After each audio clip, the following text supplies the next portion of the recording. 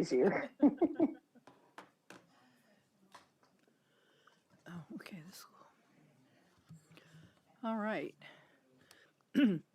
Well, it's 6:30, and I would like to call to order the South Burlington City Council meeting of Tuesday, February 21st, 2023, and we'll begin with the Pledge of Allegiance. And maybe our former legislators would like to start it. You just have to say "I." I pledge allegiance to the flag of the United States of America and to the republic for which it stands, one nation, under God, indivisible, with liberty and justice for all. Thank you, ladies.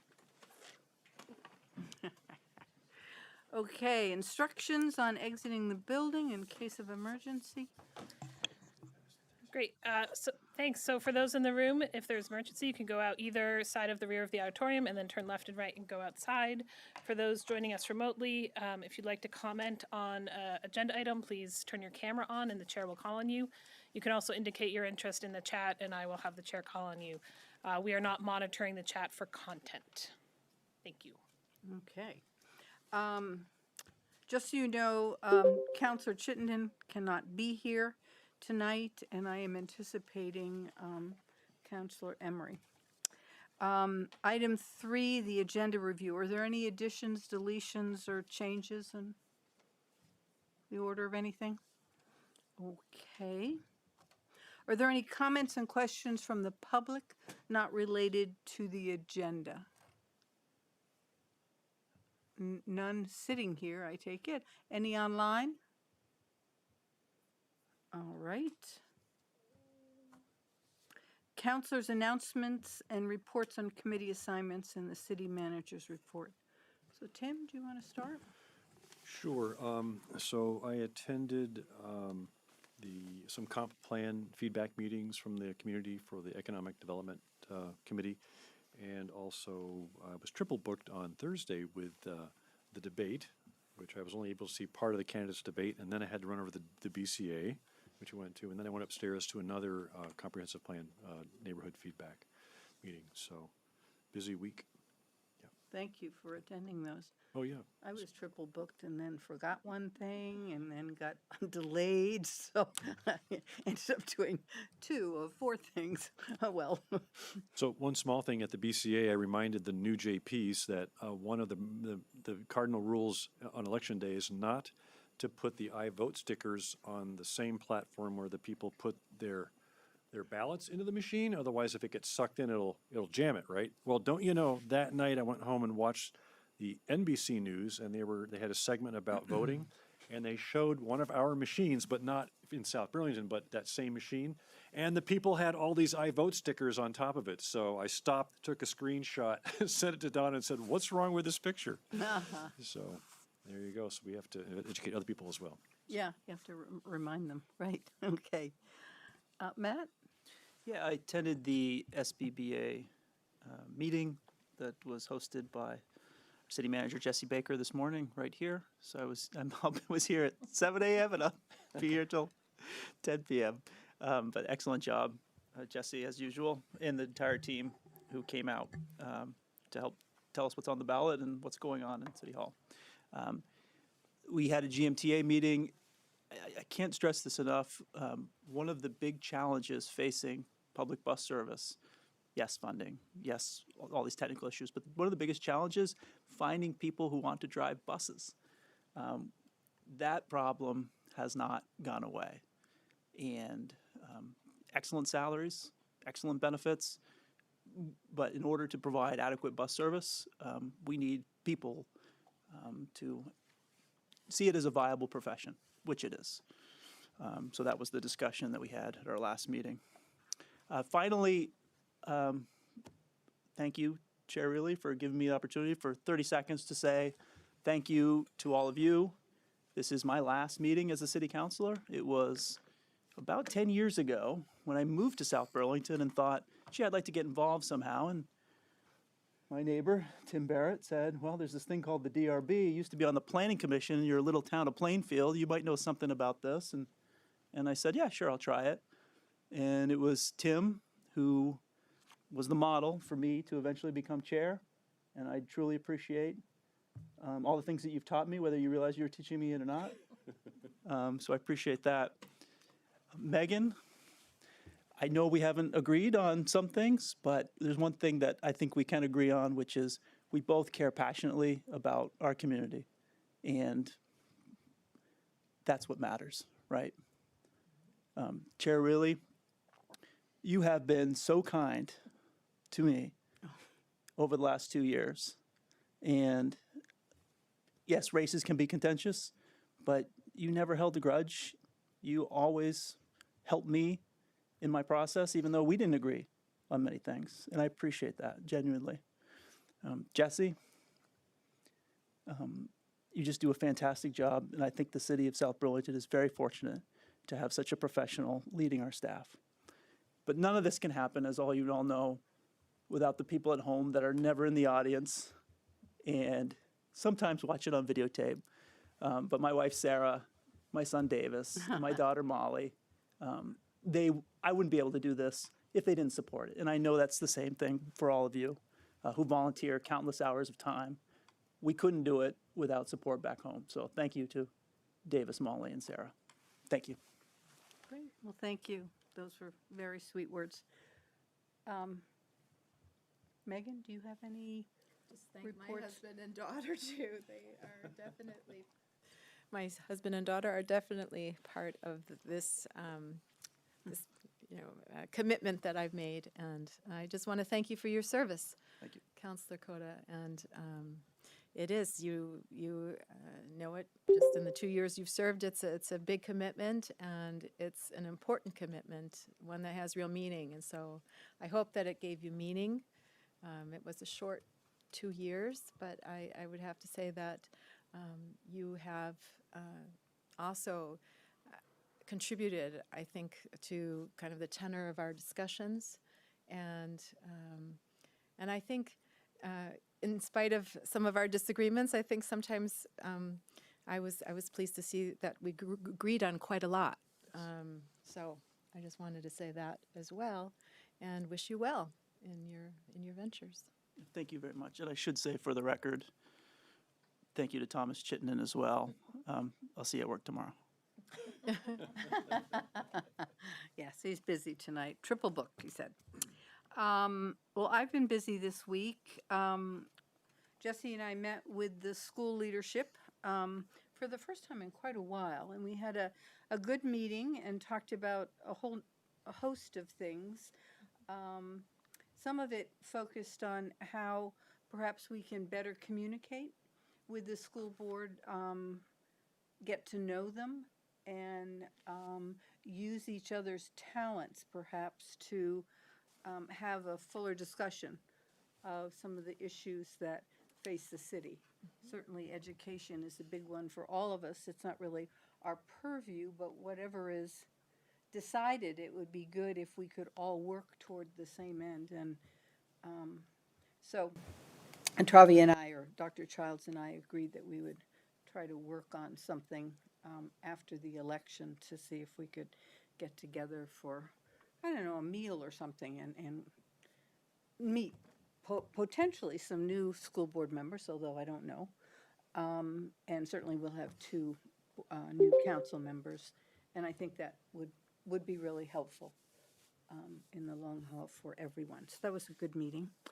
I went to Jesse's not orientation, but informational meeting with all the candidates.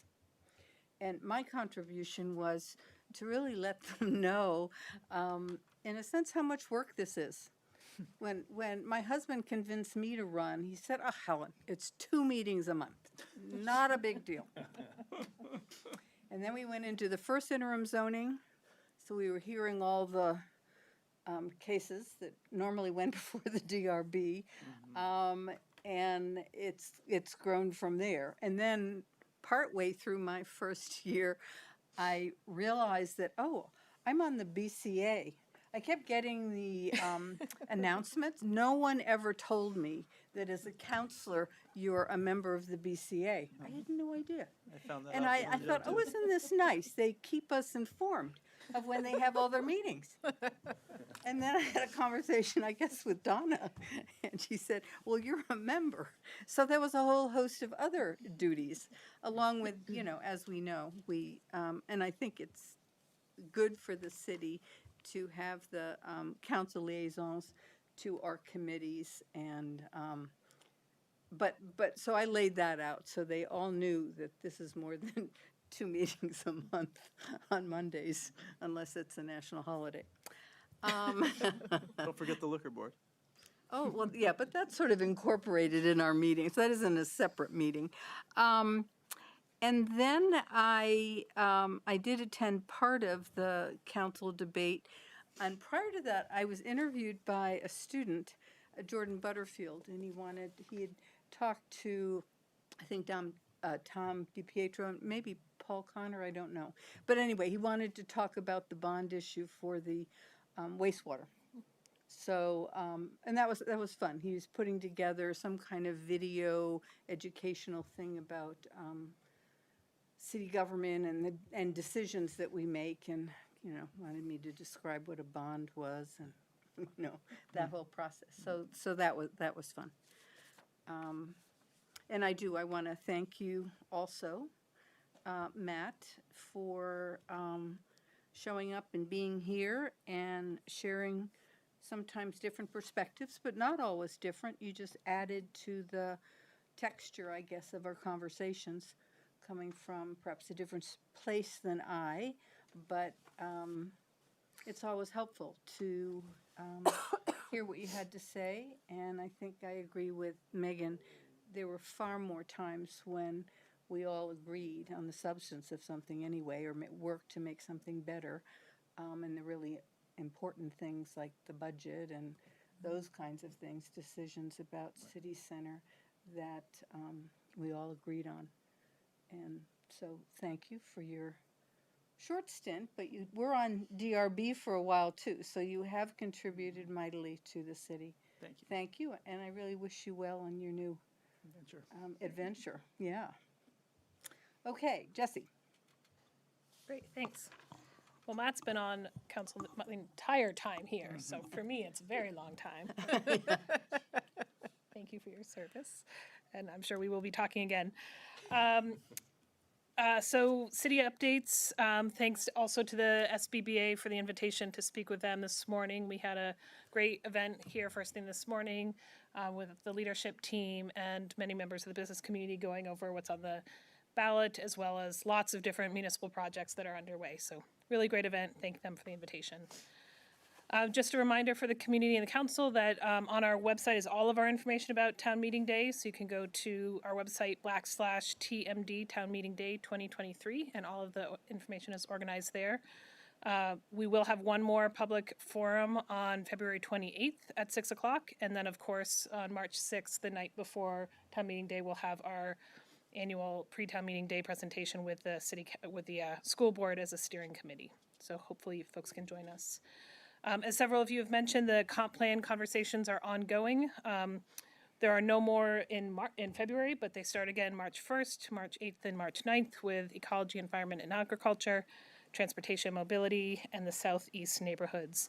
On our homepage is also the link to about a 5-minute survey. If people don't have the capacity to come out to a community conversation, we do encourage folks to go online. The last I heard, hey, Paul, the last I heard, we had 177 responses to our survey. So that's pretty good community engagement, but certainly we would welcome a lot more. The council was invited to a fire promotion event Thursday evening. We are going to postpone that until April because of the storm coming in, so more to come on that. I did want the council to know that Chief Burke and I met with the Commissioner of the Department of Corrections last week. As you may have heard in the legislature, they are considering the future of the women's facility in Vermont. As I'm sure you all know, we host the women's facility, the only Vermont-based women's facility here in South Burlington, down by what I think of as by Klingers, by 189. That facility, while a very important facility for the state and for women in our state, is really outdated and needs a lot of modernization, as well as reconnection to more facilities for re-entry into the community and folks to be able to step down. So Chief Burke and I sent two clear messages on behalf of the city to them. One, and they were very open and it was a very positive conversation. One is if they are going to leave that facility, to make sure that they leave it, they either sell it for redevelopment, it's prime redevelopment property in the city, or they leave it in a way for future redevelopment. They don't just abandon it, which they had no intention of doing. And the second is that we have been happy to host the women's facility for many years. It is a great location in the state, easy accessibility to the interstate, to services, to colleges and universities, to health facilities. If they are looking to stay in South Burlington, we would be an open and active participant in that future conversation. So much more to come. They seemed really receptive to the conversation, but I wanted the council to know we had that conversation. So more to come. Just again, a reminder, March 6th is the pre-town meeting day, and then for those remaining on the council, March 9th is our annual organizational meeting, so that's the Thursday night after town meeting. 6:30. Yep. And that's all I have for now. Okay, thank you. Moving on to item 6, the consent agenda, we have 3 items. The disbursements, the January financials, and approval of the road impact fee credit requests for construction at 224 Market Street, 268 Market Street, and 339 Market Street. Garden Street. Garden Street, excuse me. So is there, I'll move that we approve the consent agenda. Second. okay, any discussion? None, okay. All in favor signify by saying aye. Aye. So the consent agenda as presented is approved. Okay, so now we come to, you can get John down here, yeah. Oh, okay. So we have a city council resolution to recognize the service of 3 long-serving representatives of South Burlington, John Kalaki, Ann Pugh, and Maida Townsend. But before I ask you to come up and read it, I think we'll wait for John. He's upstairs at another meeting, so. He's double booked. He's double booked, yeah, well, he's a busy guy. He was on the NPR this morning. I think, was it this morning or yesterday? NPR or VPR? Well, I mean, it's the same station. The public. I think the public. Vermont Public.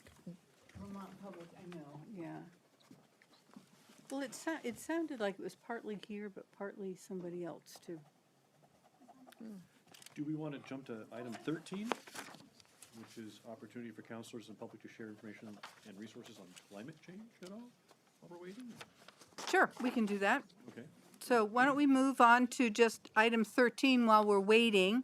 So are there any counselors or public who would like to share information and resources on climate change? Oh, Funny you should ask. And I don't know if I shared this at the last meeting or not, but thank you for turning me on, Matt, to the ISO New England app on the phone and plus the webpage. But that cold snap that we had, right, Yes. was very interesting, looking at the ISO New England grid and its sources of power for those 2 or 3 days, right? At its worst point and its coldest, the number 1 fuel consumed to generate electricity was, guess, oil, right? Number And 2 oil. Number 2 was natural gas. So over 55% of all the electricity in New England was being generated by those 2 sources. As the temperatures warmed up and the price of the gigawatt hour went down or megawatt hour went down, right, then the oil sources turned off because they couldn't afford it anymore, but natural gas still could. So then, like, it's pretty amazing. Like right now, for example, it's not too cold, and there's no oil being used hardly at all, and it's all natural gas and then nuclear, and that imports and then a little bit of hydro. So when it gets really cold in New England, that's when the oil burners turn on, and the natural gas goes full throttle, and the nuclear adds some. It's interesting. So there are challenges to, I think, the region to try and overcome that with building more renewables, but I don't know what the schedule is for that. The other item is that As you've known, the wholesale price of natural gas has gone up as high as $10 a therm since the start of the Ukraine war. It's now down to $2.06. So the markets have evened themselves out, and Germany is no longer supposedly importing any more natural gas from Russia as well. So things are getting better from a market perspective, at least for those prices. So that's the only, yes. Could I just tag on to that? Because you and I attended a great meeting at OnLogic where one of our South Burlington businesses, Dynapower, is figuring out how to reduce the use of heating oil for power generation on the coldest nights through batteries and microgrids. And that's happening here in South Burlington. That's something to really celebrate, in my opinion. It is. Well, I've always thought that if you push the envelope, then industry will respond and develop things. I mean, if Henry Ford, someone had said to him, don't build the cars, we don't have gas stations, and we don't even have paved roads. So don't go forward with that. Wait. And so, you know, my position kind of is you can't wait forever for everything to be all developed and laid out before you kind of push or embrace new technologies, or they'll never get you where you want to go. So, but keep us posted. I will. I knew you'd like that app. It's fascinating stuff, and there are more resources to tell you exactly where and what technology is using that, is creating the energy from that oil source. And I also learned that the contracts for the natural gas heating of homes in New England constricts the amount of gas that's available for generating electricity. So the homeowners have precedence, right? They're the ones that get the bulk of the flow. If it's so cold that dominates most of the flow of the natural gas to the homes, then the natural gas generators don't turn on, or they turn on less or whatever, so then they become a minority. Until they provide more pipeline capacity into New England to run them at the same time, which probably isn't going to happen. And then you ask the question, why isn't there more Hydro-Quebec power coming down from Canada to New England? It's because there are some voters in Maine and New Hampshire that refuse to allow those power lines to be, sent down through those states. That's why the opportunity to put the power line under Lake Champlain is back on the table, apparently. So Yeah, I was reading about that. it's very interesting. Yeah, yeah. Yeah. Well, I did hear this morning, and I believe it was VPR, or Vermont Public. No, Sorry. the public, Oh, the public? the public. Oh, okay. That because, Old and BPR. yeah, that usually the energy consumption for electricity is highest during the day. But because more and more people are putting solar into place, it's now at night. So I think, I always, repeat when I get the chance what Ethan Goldman said, which was, don't follow the electrons, follow the dollars. Where, just like Helen said, if the dollars are going towards a new technology, that's where the businesses will follow. And I find that to be a pretty strong argument. So yes, we have work to do on our grid. But if we continue to put our dollars where we want them to go, the industry will follow. I do have confidence there. Is there anyone online who would like to make a comment? Okay, so we'll go back to item 7, our resolution. Do you want them to come up? How do you want to do this? You want me to read it and then have them come up? They could stand in front of the Do camera. we ask them? Yeah. Yeah, do they want to stand? That's a really long resolution. I don't know if they want to stand that long. That's a nice idea. Well, why don't I read it and then you can come up, because we can give you a hug and shake your hand. Are you allowed to hug in public? I don't know. But anyway. Let's get called on here. So this is the City Council resolution in recognition of the service of our representatives, former representatives, I guess, John Kalaki, Ann Pugh, and Maida Townsend, February 21st, 2023. It's kind of long, but you all have done a lot. And it's not And this exhaustive. will be clear why we're recognizing you, and this is just a small snapshot of what each of you have contributed.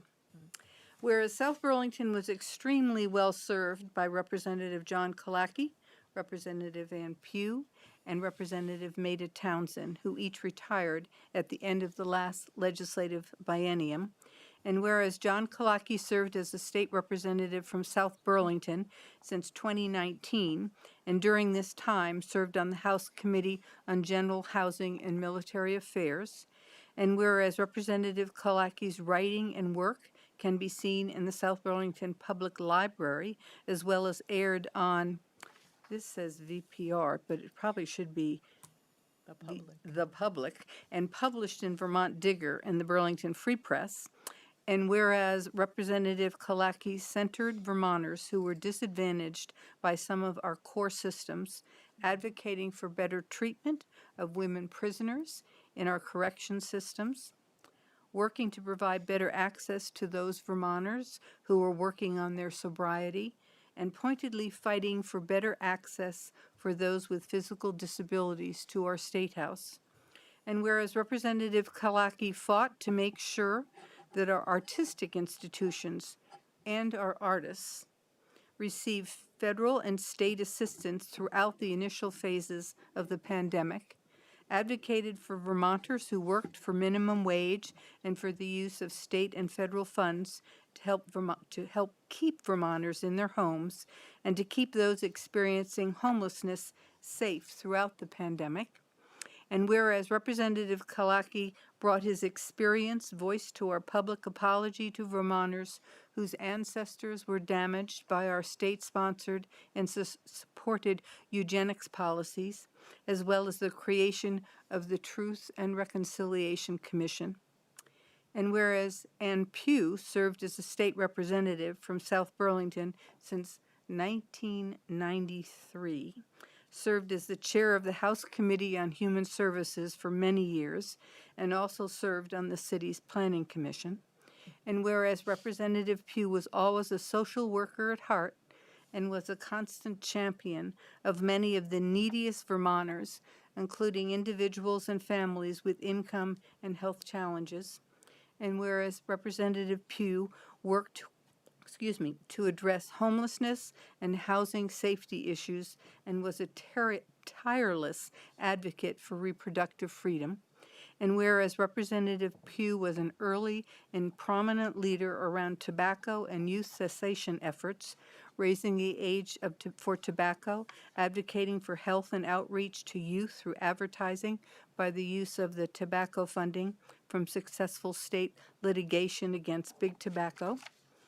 And whereas Representative Pugh was a strong advocate regarding reducing lead paint exposure, working on universal access to health care and expanded Medicaid access for children and their families, and led the effort to successfully require mental health to be included in health care policies, thus mainstreaming that care with traditional health. And whereas Maida Townsend served as a state representative from South Burlington since 2015 and served on the House Committee on Appropriations and the Government Operations Committee, including 1 year as chair. And whereas Representative Townsend is a strong supporter of public education and enjoyed a long career as a French teacher.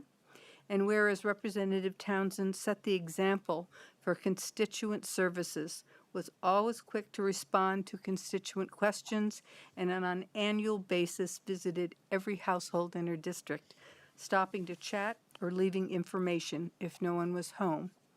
And whereas Representative Townsend brought intelligence, sharp insight, and incredible diligence to her work, examining issues from all angles and with consideration of other perspectives, applying an amazing work ethic, readily accepting extra work, doing her homework, and was always exhibiting kindness and consideration. And whereas Representative Townsend was instrumental at steering funding towards numerous priorities for the state and South Burlington, including the expansion of broadband throughout the state. And whereas Representatives Kalaki, Pugh, and Townsend each supported the constitutional amendments to explicitly prohibit slavery and indentured servitude and to protect the right to personal reproductive autonomy. And whereas the council and the community of South Burlington have been ably served by each of these representatives. Now therefore be it resolved that the South Burlington City Council hereby expresses its greatest appreciation to Representatives Kalaki, Pugh, and Townsend for their tireless advocacy for the city and wishes them the very best in political retirement.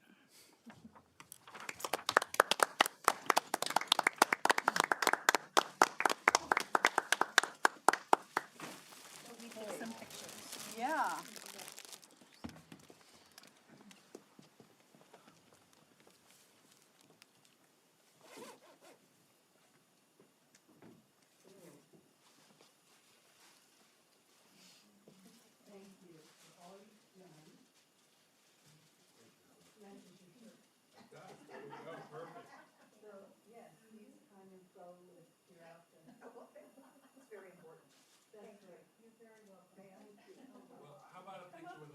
Yeah, sure. Come on up stage. Stage, maybe, can we stand either in front of one of these flags? Get that blue jacket out of there. Maybe the state flag, but I don't. Sure.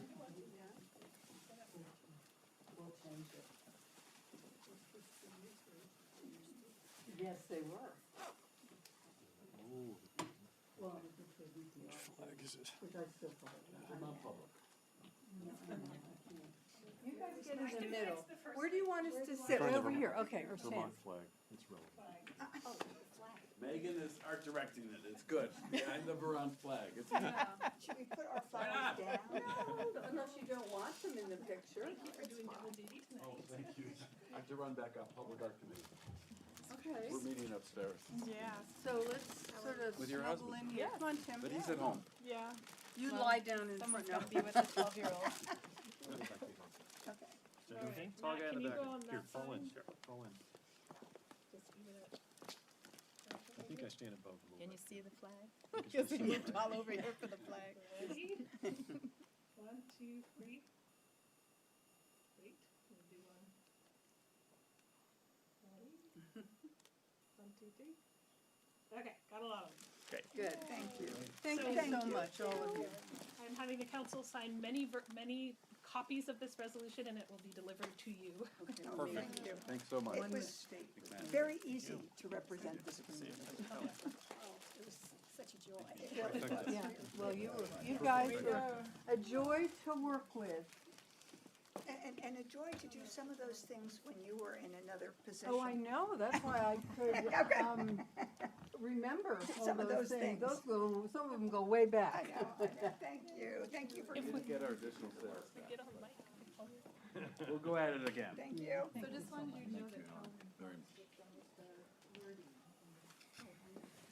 We'll correct it, okay. if anyone wants to say anything on the mic too, you are welcome. Yeah, do any of you want to just Closing speech? say a few words? No? Thank you anyway.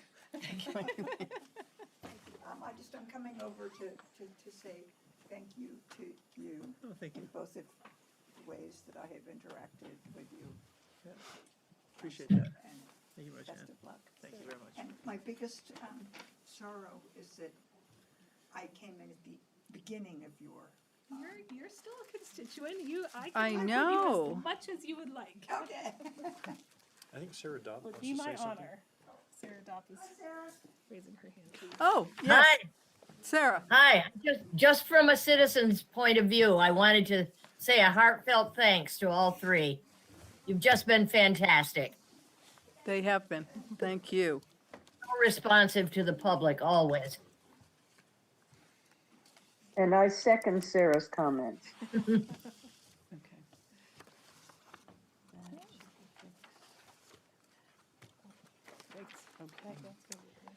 So, moving on to item 8, consider entering executive session to discuss the evaluation and employment contract of the city manager with the city, it's a city council request. It will be brief. So I move that we go into executive session to discuss the evaluation and employment contract of the city manager. Second? All in favor? Aye. Aye. Okay, and we will, Well, Annie is the star. No, Molly's pretty good too. But Annie's much better on the downhill. She's very fast.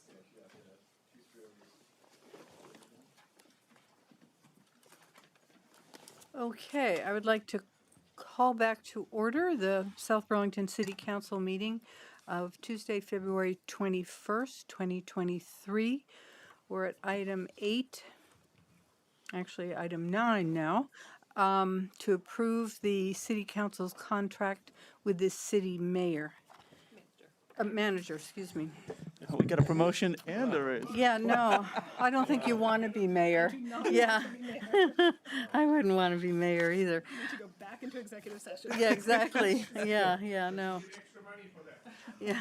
This is parking space.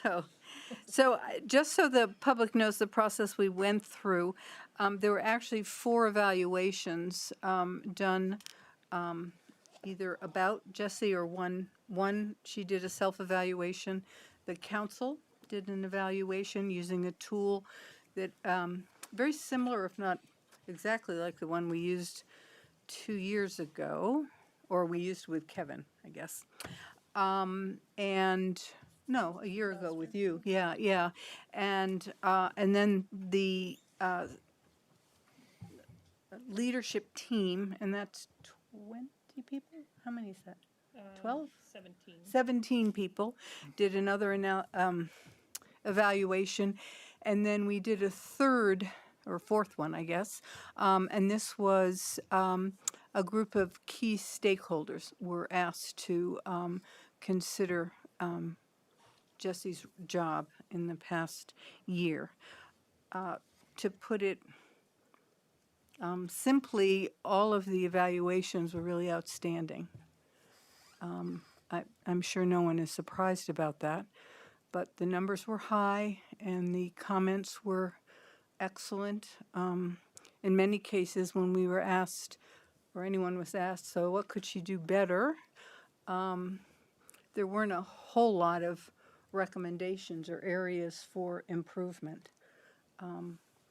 So for that reason, we supported or am putting forward this employment agreement that does include a substantial raise. It's a 3-year contract, a substantial raise for year 1, and then smaller ones for year 2 and 3. The average over the 3 years is 7%, but the first year is larger, it's 12%, then 5, and then 4, I think it is. Jessie had also requested an additional week of paid vacation. She currently receives 4, and we opted to hold off to the 3rd year to add that 5th week of vacation. And then she also requested, in addition to essentially the agreement for employment that currently is in place, permission, I guess, and the funding to go for a certification for city managers. What's the title? It's the ICMA, which is the International City and County Management Association Credentialed Manager. Okay. So we will pay for that $125, and she'll do the work and take, I guess there must be an exam or something? Mm-hmm. Yeah. So we present this agreement for employment, and if anyone wants to make any comments, they can. Otherwise, we'll just have a vote. I'd make a motion that we approve the employment contract with city manager Jessie Baker. Second. Okay. Is there any further discussion? Yeah, I'll just say I'm going to be voting nay, not because I don't think Jessie's terrific and not because I don't agree with the sentiment, but I find 12% to be much too high, and specifically with regard to the pay increases that were given across the city. I don't agree with this additional pay. And I just don't want that. I mean, money is separate from sentiment, as it should be. So I just want to say I totally fully support Jessie's position as city manager. I think she's doing an excellent job. And I find 12% to be much too high. Okay, you ready for the vote? Okay, all in favor signify by saying aye. Aye. Any opposed? Nay. So the motion and the contract or agreement passes 3-1 with one absent. Okay, thank you. Thank you. Thank you. Okay, item 9, consider action, oh wait, you just did that, excuse me. 10 is discussing DR request 230091, draft 7.2, the Senate's Omnibus Housing Bill, and the H68, an act relating to removing state and municipal regulatory barriers for fair zoning and housing affordability and potentially take action. Just to frame it just a little bit, these are the two bills, one in the House and one in the Senate, that are, I don't even know if the Senate bill has it been published? Does it have a number? It does not have a number. All right. Still, it's published, but it does not have a number. Yeah, which is kind of unusual. I've never seen that, but that's what they're doing this year. And these are focused on, I think, attempting to create more housing, meet that demand of housing in Vermont, both affordable and I think just housing in general.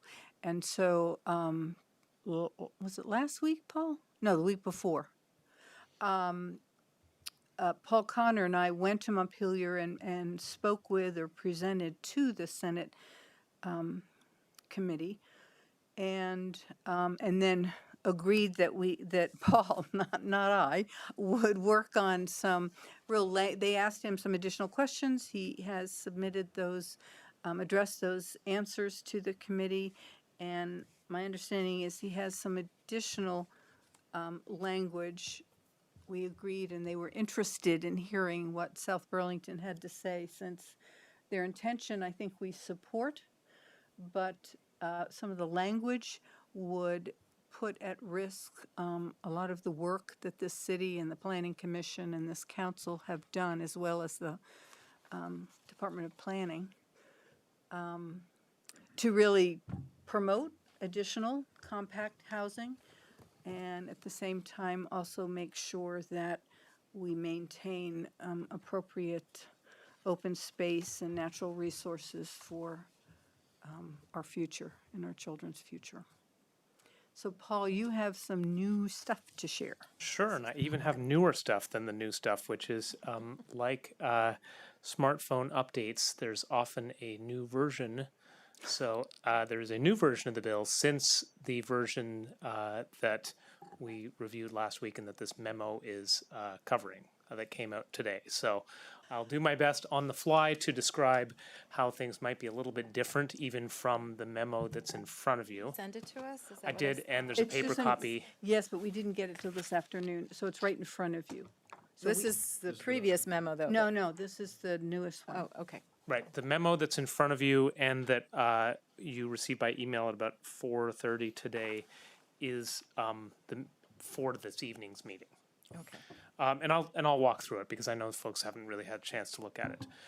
So Is this in response to draft 8.1? it's in response to draft 7.2. We do have And an on the 8.1. fly, that's what I just said, is that Oh. this afternoon we know that there's an 8.1. So I will adjust comments as we go to include the 8.1, Thank you. though we haven't really looked into it in depth. On 20 minutes of review. Yeah. Yes, and the intention No is problem. that the council understand what the most recent bill says, and we can convey to Paul the city's position so that he can advocate for us in Montpelier, because they're interested in city planners giving them the real hard the real language to change, not just, we don't like this, but rather, we don't like it, and here's some language that could address it. And so Sure. that's why we're having this conversation. So let me take Paul's just a clear on couple of that. minutes, if I can, to give sort of in plain English, what appears to have changed from the first draft that you provided feedback on through to today.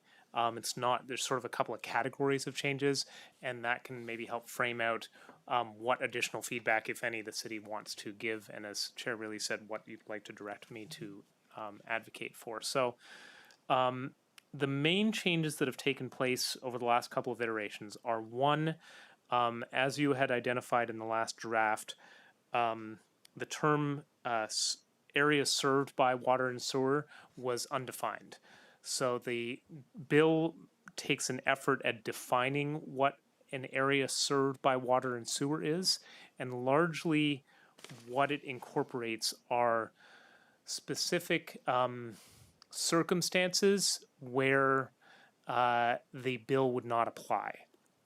They're mostly not applicable to South Burlington. So they're things like if a water and sewer line were extended from, say, a village out to a pre-existing mobile home park or industrial area solely for the purpose of serving that area, that the land in between the village and that mobile home park or that industrial park does not have to meet, does not all have to meet that minimum zoning density requirement.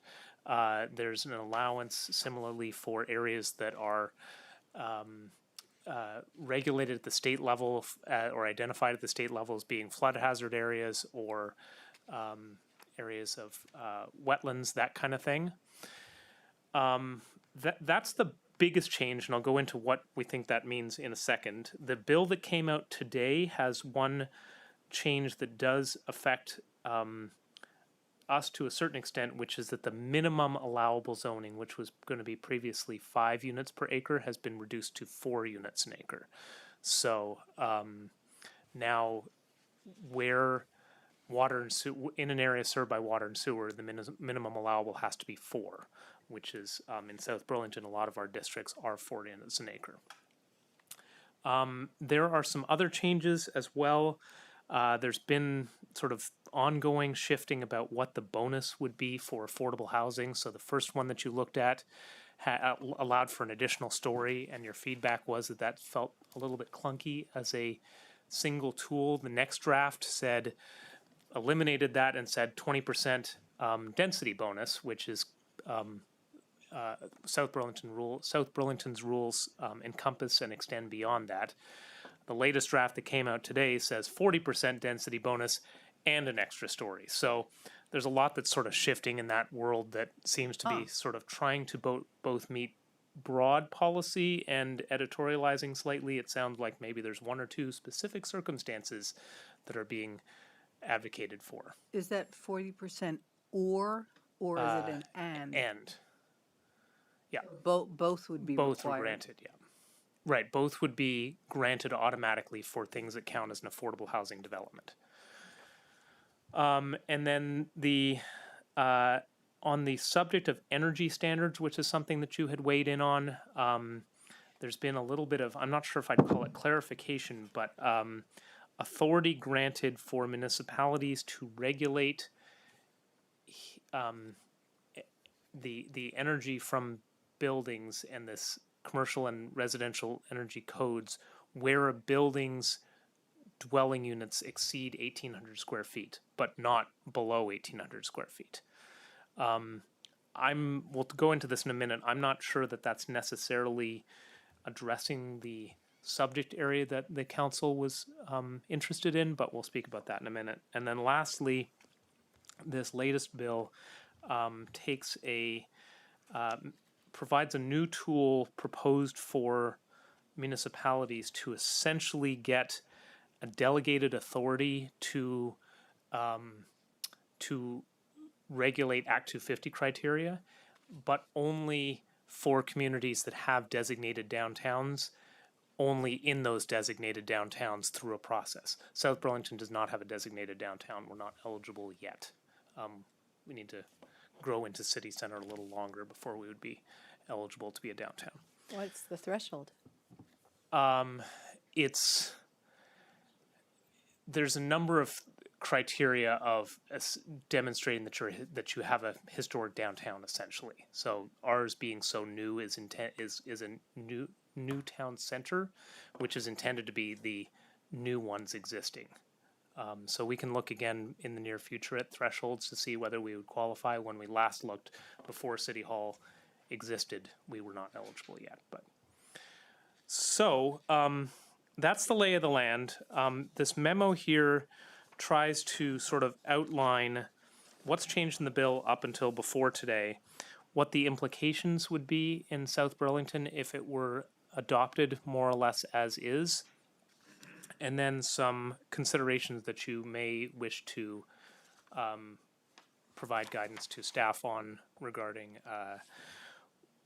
advocacy to the legislature. So, Paul, I'm sorry, I just want to make sure, here I see at least 5 dwelling units per right. acre. But So it the went down to bill 4? as of before today was 5, now it's gone to 4. So Okay. Paul wrote this memo. Paul wrote this memo based on the prior draft, and then the current draft was released at like 4 o'clock this afternoon. And So it's in the italics paragraph, that's the language from the bill, and that says allow 5, right? But they've changed that to 4? More or less, yes. The italics is actually a quote from your last letter, because I was trying to say I'm sorry. what you were quoting. So it's actually 2 bills ago. 2 bills, or 2 drafts ago. This is the challenge. Right. I mean, Yeah, it's a moving Right. target. moving target. Right. Jinx, I do. You owe me a Coke. Right. I do think that the principles of the core things stay more or less the same. So whether it's 4 or it's 5, the same major implications to South Burlington remain the same. So in my memo, I note that the difference between 4 and 5, for instance, in a neighborhood like Mayfair Park or the Orchards or Chamberlain is fairly negligible because the lots already exist at a quarter acre. So changing it from 4 to 5 doesn't really change a whole heck of a lot. Where the bill, let me take a step back. In staff's view, there's one area of this bill that could use some significant clarification. As I described, there is a provision now that tries to define what an area served by water and sewer is. The good news of defining it is that it's starting to create some definition to it. The bad news is that it is creating some definition to it. It is likely the case that municipalities still retain the right under separate statute to define the geographic area that it is intending to serve with its water and sewer system. That's a very common tool used throughout Vermont to know, this is the boundary of what we will serve in the future. But with these definition of area served, that is a little bit of a question mark, at least to planning staff, as to whether how these two things intermix. And so several of the comments that are in this memo reflect this idea that presumably we still have the authority to broadly say where our sewer system can be expanded and not. So if somebody were to come with a proposal and say, I'd like to extend our sewer service 1 mile over to Cheese Factory Road, that we would have the authority to say, no, we drew the line at this area for municipal infrastructure purposes. I would recommend as a first comment that the legislature clarify that we retain that authority to do that broadly for areas that are just way outside of service areas. Paralleled with that, in South Burlington, we define in our own ordinances that a sewer service area is 200 feet from an existing water and sewer line, but we do not have a policy on the expansion of that sewer service area. So some towns draw an actual boundary that says this is where we, regardless of proposals given to us, this is where we draw our water and sewer lines. This is the extent of it. We don't have that in our ordinances. So something that the city could do, assuming that we retain the authority to do, would be to match up our zoning with our sewer service areas, so that an area that is intentionally the natural resource protection district, for instance, that allows for very limited housing, let's say, you know, 1 or 2 homes on 15 acres or 3 acres, or 3 homes on more than 15 acres, say on Cheese Factory Road, would still be allowed to exist, but would be on private well and sewer, which is, of course, what they're doing today, but matching up the policy would be stronger. So that was my first recommendation, is that some clarification be given to confirm that municipalities retain this ability to draw their own water and sewer lines. The second one would be that under the bill, the purpose, as stated by Senator Rom Hinsdale, is to make clear that areas are either intended for development at 4 or 5 dwelling units an acre, or that there is no residential development, to be sort of not having this sprawling, you know, 1 dwelling unit an acre. Staff would recommend that the bill allow for pre-existing homes to connect, even in a circumstance where it's more spread out. It could be a home that exists before the law is passed, but there could be areas of the city that are not intended to see more development, but that have a historic home that is served by a failing water and sewer. And so being able to connect to that, we think, would be important. We were invited to provide feedback, if we'd like, on the subject of TDRs and redistribution. What the senator had described to me was that as long as the outcome is that there's either no development or at least 4 or 5 dwelling units per acre, that the tool that gets there is up to the municipality. Some clarification that codifies that, I think, would be helpful.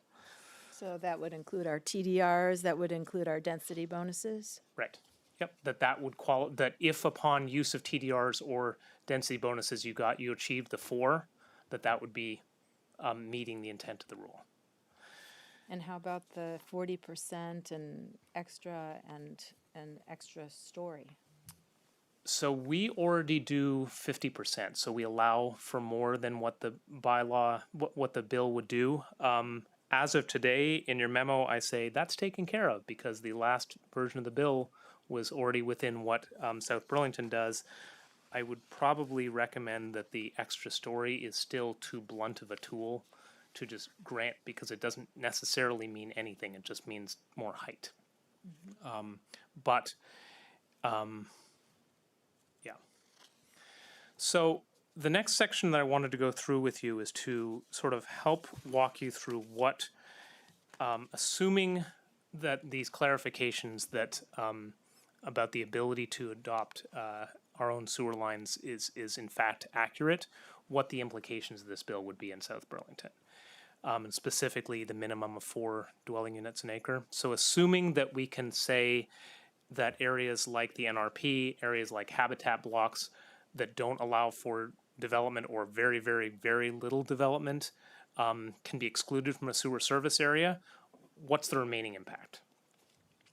So that's on page 2 of your memo, and there's really 2 areas that I wanted to draw your attention to that would be of some consequence, and then this is really a discussion for you all as to what to do. So the west side of Spear Street, south of Swiss Street, is currently a R1 zone, so residential 1 and a little bit of residential 2. So 1 home per acre, 2 homes per acre.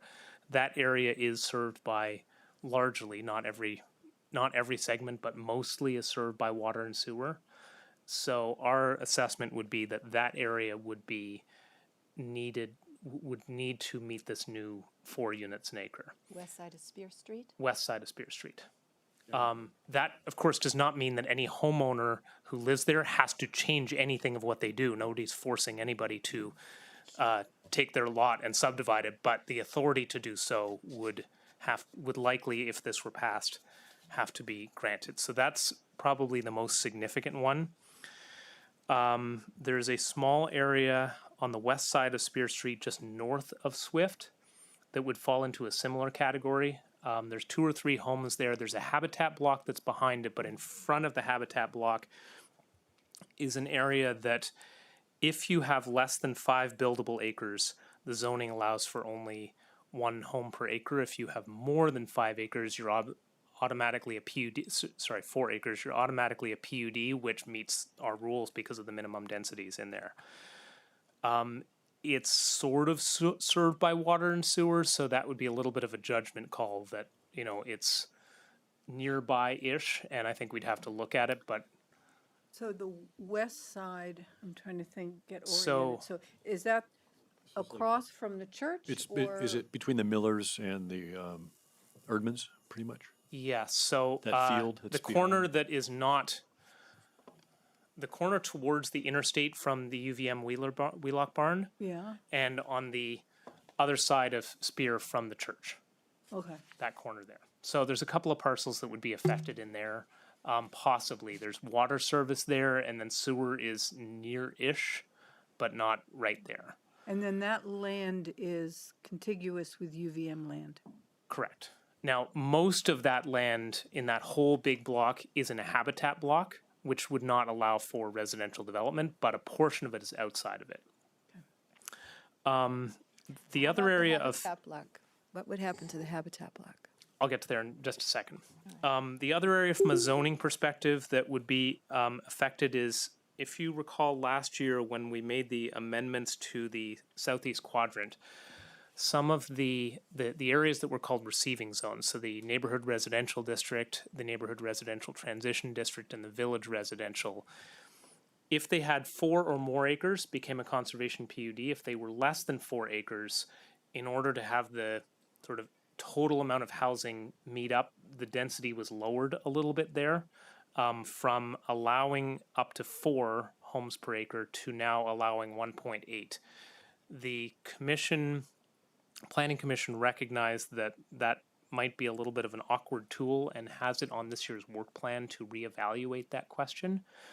But my assessment would be that those areas where we do allow for development today that were essentially downzoned a little bit would need to go back to this 4 in order to meet the state law. So this is areas that are zoned neighborhood residential that are less than 4 acres in size.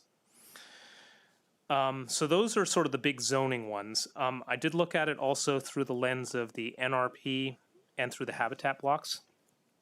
The NRP largely does not allow for housing development. If you've got a split lot, you must build the homes in the area that is not in the NRP, and that meets the rule because there's no housing allowed in the district. There are a handful of parcels where the entire parcel is in the NRP, which allows for a little bit of housing today, and it's near a watered sewer line. It's a very small handful. I came up with somewhere between 4 and 7 parcels that meet those criteria. And so if the bill were passed, then the city would need to either A, change the NRP to say no new housing can exist, B, possibly designate those areas as being outside of the sewer service area, or C, create a carve-out on these lots that specified where development can be and meet the standard of allowing 5 units an acre. It doesn't have to necessarily be a large one, but geographically identify it. On the habitat blocks, for the most part, no housing is allowed, and therefore my read would be that if housing is not permitted, then it's meeting the law. There is an exception where if a parcel is more than 70% covered by habitat block, that they can build on 30%.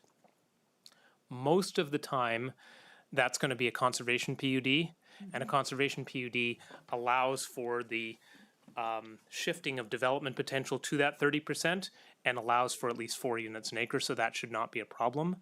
There are a very small handful of cases where a parcel would not be eligible to be a conservation PUD and has more than 70% habitat block. In those cases, this where housing is allowed, again, very small number of parcels, the city would need to allow at least 4 homes per acre.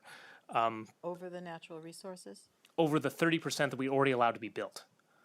So it wouldn't really change policy except to say if you're going to build on the 30% or some subset of it, it needs to be at least 4 units an acre. To me, that's consistent with all of the planning efforts, which is instead of building on the entire parcel, build on a small portion of it. So that's essentially the implications as we read them. The committee was helpful in describing sort of philosophically that what they're really after is either don't build or build at least 4 units an acre. And so areas that the city does not identify as being eligible for development are not part of that discussion.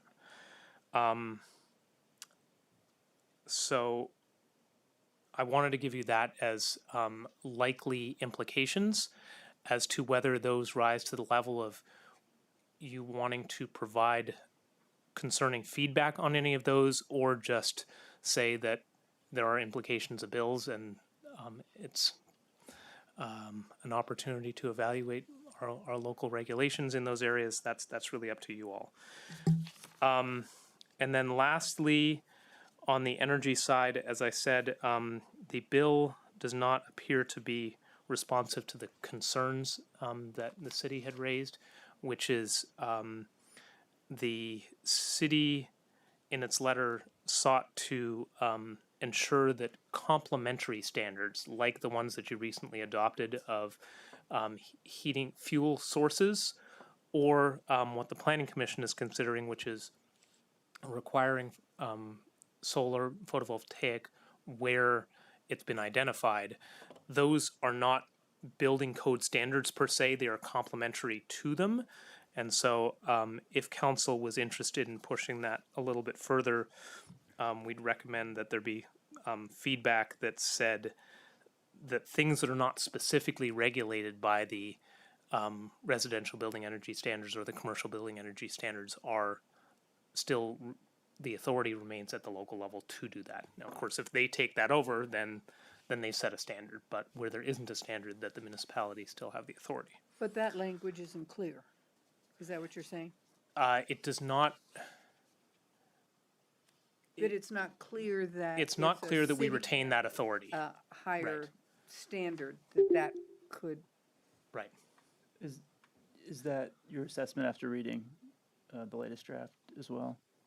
The latest draft does not appear to change very much in that specific area, though I will confess to having read it while sitting in this room. So I retain the,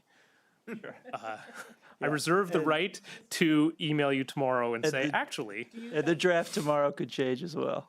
Right. Can I ask a question? Sure. The height issue in, we don't see a issue with that the, as defined in 4303 of this title, may exceed building height limitations by 1 habitable floor beyond the maximum height, and using that additional floor may exceed density limitations for residential developments. That's not in conflict with any of our LDRs, is it, Paul? It's a little bit in conflict. So what I had written in this memo was based on the last draft where that was taken out. Now it's been put back in today. Here's the ways in which I would say it's slightly in conflict. One, South Burlington intentionally increased the heights along Shelburne Road to just simplify it and say instead of it being a DRB discussion, it's 5 stories, period. Just not make it conditional, just allow it. Going to 6 stories for affordable housing probably doesn't change too much, but it is sort of entering back into this sort of more math, more complexity.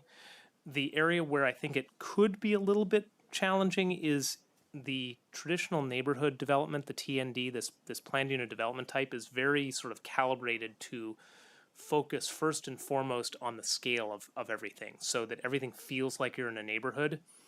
Would 1 additional story for affordable housing change everything? Maybe not, but it feels like a little bit of a blunt instrument and would possibly run the risk at that scale of saying, oh, that building, and that building are the 3 affordable ones because they're taller than all the other ones. Right. On my risk level, it's a medium. It's not, I don't think it's as high as some of the other ones as to their implications, but it is a little bit of a blunt tool. Can I ask a practical question related to the number of stories? So, from my memory, when the Odell buildings were built, right, they're 4 stories, and they had a very minimal steel skeleton, hardly any, if at all, right? And at that time, I think I was told that 4 stories was the limit with that wood wall type construction. Has that changed in the last 10 years where they can put a 5th story on and not have to go to complete steel? So I'm going to take a shot and see if Deputy Chief Francis, who I see is on the screen, happens to be available. My understanding, pending his arrival, is that 5 stories can generally be done by wood now, and that's part of why we set it at 5 stories. Okay. And that once you get past that, it becomes really difficult to stay on wood and meet all the standards. Without So changing the nature functionally, and it the may cost not of mean a building whole and- heck of a lot. Right, so it would, Terry is on the line. he is green now. He's green. Yes, he's Yeah. green. And I am here, much to your chagrin. Hey, thanks, Paul. And yeah, currently IBC, International Building Code, allows up to 5 stories of wood frame. We have one building of that construction type in South Burlington. It's on Eastwood. And it's the site where that was built about 6 years ago.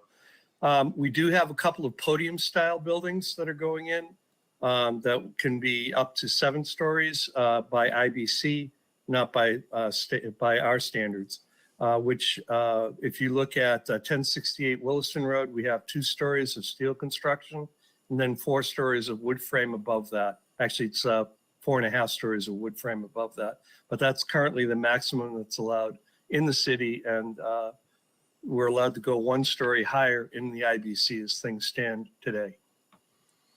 So just flat saying through this legislation that you could add a story might not be practical in terms of what the developer has for resources and or just Yeah.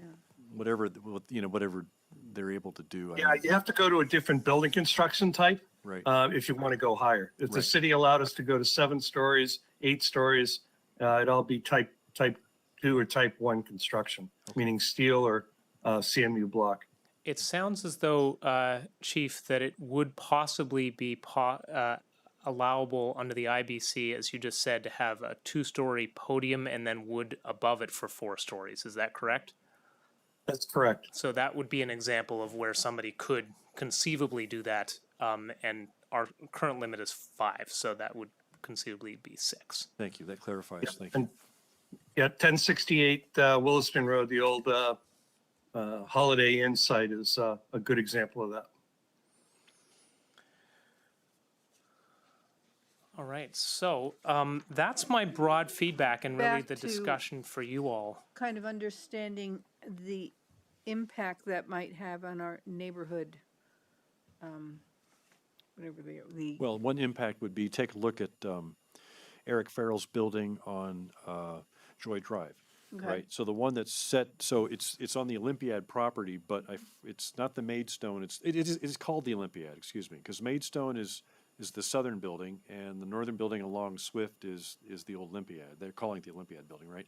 That was proposed originally as a 4-story, then he wanted to do 5-story, and the DRB voted against me and allowed the 5-story, but it's immediately adjacent to a neighborhood of 1 and 2-story homes on Meadow Road, Orchard Road, Proctor Hadley, that area, right? So that's the kind of thing I worry about, where you add a story on. Now you have a 7-story building next to an old, post-Korean War built neighborhood, right? That kind of scale difference is just really wrong in my estimation from an aesthetic point of view. So I take issue with a lot of stuff in here, because I have to ask, the next question is, has the legislature ever taken this type of an action before to supersede any local zoning, planning and zoning action, existing regulations in the state that you know of? Or I don't know of any. Can somebody fill me in? Sure, there is a section of statute 4412 and 4413 that do place limitations on what municipalities can do. So for example, municipalities cannot regulate telecommunications facilities or power generation facilities. But that's been like that for years, right? Yes, though the telecommunications is in my career, so that's an example. Okay. So that would be one. The allowance for municipalities. Sorry, the setting a new floor that says that accessory apartments are permitted everywhere. Back in before 2003, that was mother-in-law apartments. So you had to be related by blood or marriage or over the age of 65 to qualify. So that's been made across the board. An accessory apartment doesn't have a limitation on who can live there. I don't know when the other ones went in, but there are other ones that limit the authority of a municipality to regulate municipal school facilities, state facilities, hazardous waste materials, and we cannot regulate agriculture or silvicultural practices. But those are the power to regulate specific things. Have they ever dipped their fingers into actual planning, zoning, height requirements, number of units per acre, and that kind of content? Because to me, I think they've exceeded their authority. The whole statute is built on letting the cities and towns establish their planning commissions, establish their planning and zoning, offices and their LDRs, have a comprehensive plan, and go through the process of what's the point of having a planning commission if the state's going to tell us what our density requirements are going to be or what our height requirements are going to be. I just don't understand how they can do that. My feeling is to give them the feedback that we don't support any of their proposals. I understand that there's a good heart behind this to try to expand housing in the state of Vermont, but I don't think this is the way to do it at all. Unless there are certain municipalities that are stubborn and are behind the times in some respect because they're not allowing development. But all the work that's gone into all the LDR protections, right, that we passed last year in February could be at stake here unless they change the wording. And that's completely ridiculous for them to propose that we would want to build housing in areas that are natural in the city that we've already said it should be protected. So, I hate to go off on a rant like this, right? But every time I read these, it just makes me really angry because I don't want the state telling us what our planning and zoning staff and our planning commission have been doing for the last 40 years. Hear, hear. And looking across the country, these bills have failed in other states. So I really, I completely agree with you, Tim, that this is completely at odds with why we are funding, our taxpayers are funding a planning and zoning department. If the state wants to do that business, let's save a lot of money. We're all here for enterprise, and here they are taking enterprise away from our hands with very capable hands at the helm. Yeah. That begs the next question. Is there anything that's unconstitutional about this type of legislation proposal that is counteracted by some other statute that gives us the power to regulate our own LDRs? You know what I mean? I don't know enough about that. I don't know if Colin knows something about that. No, it's the state. The state has the power. The state has the power, but most states have delegated that power to local municipalities. So our Constitution, our federal Constitution, gives that power to the states. Jesse, is that what you were going to say? No, but Well, did you want to say something?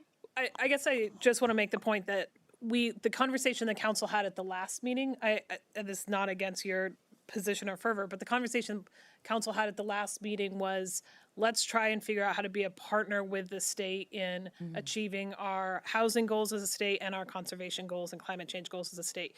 So Paul was directly responding to what in this would negatively impact us, and how can we shift and course correct to give them something that would be better. So I appreciate your passion. Please don't direct it at Paul. He's doing what was Absolutely. directed. He wasn't. This is the kind of work that we have to do to play their game, to give the feedback to them about the stuff we don't like and the stuff that we could possibly live with. But I don't like having anything shoved down our throat. But I do agree with Megan that we have this myth of local control in Vermont, and we are a very strong Dillon's Rule state.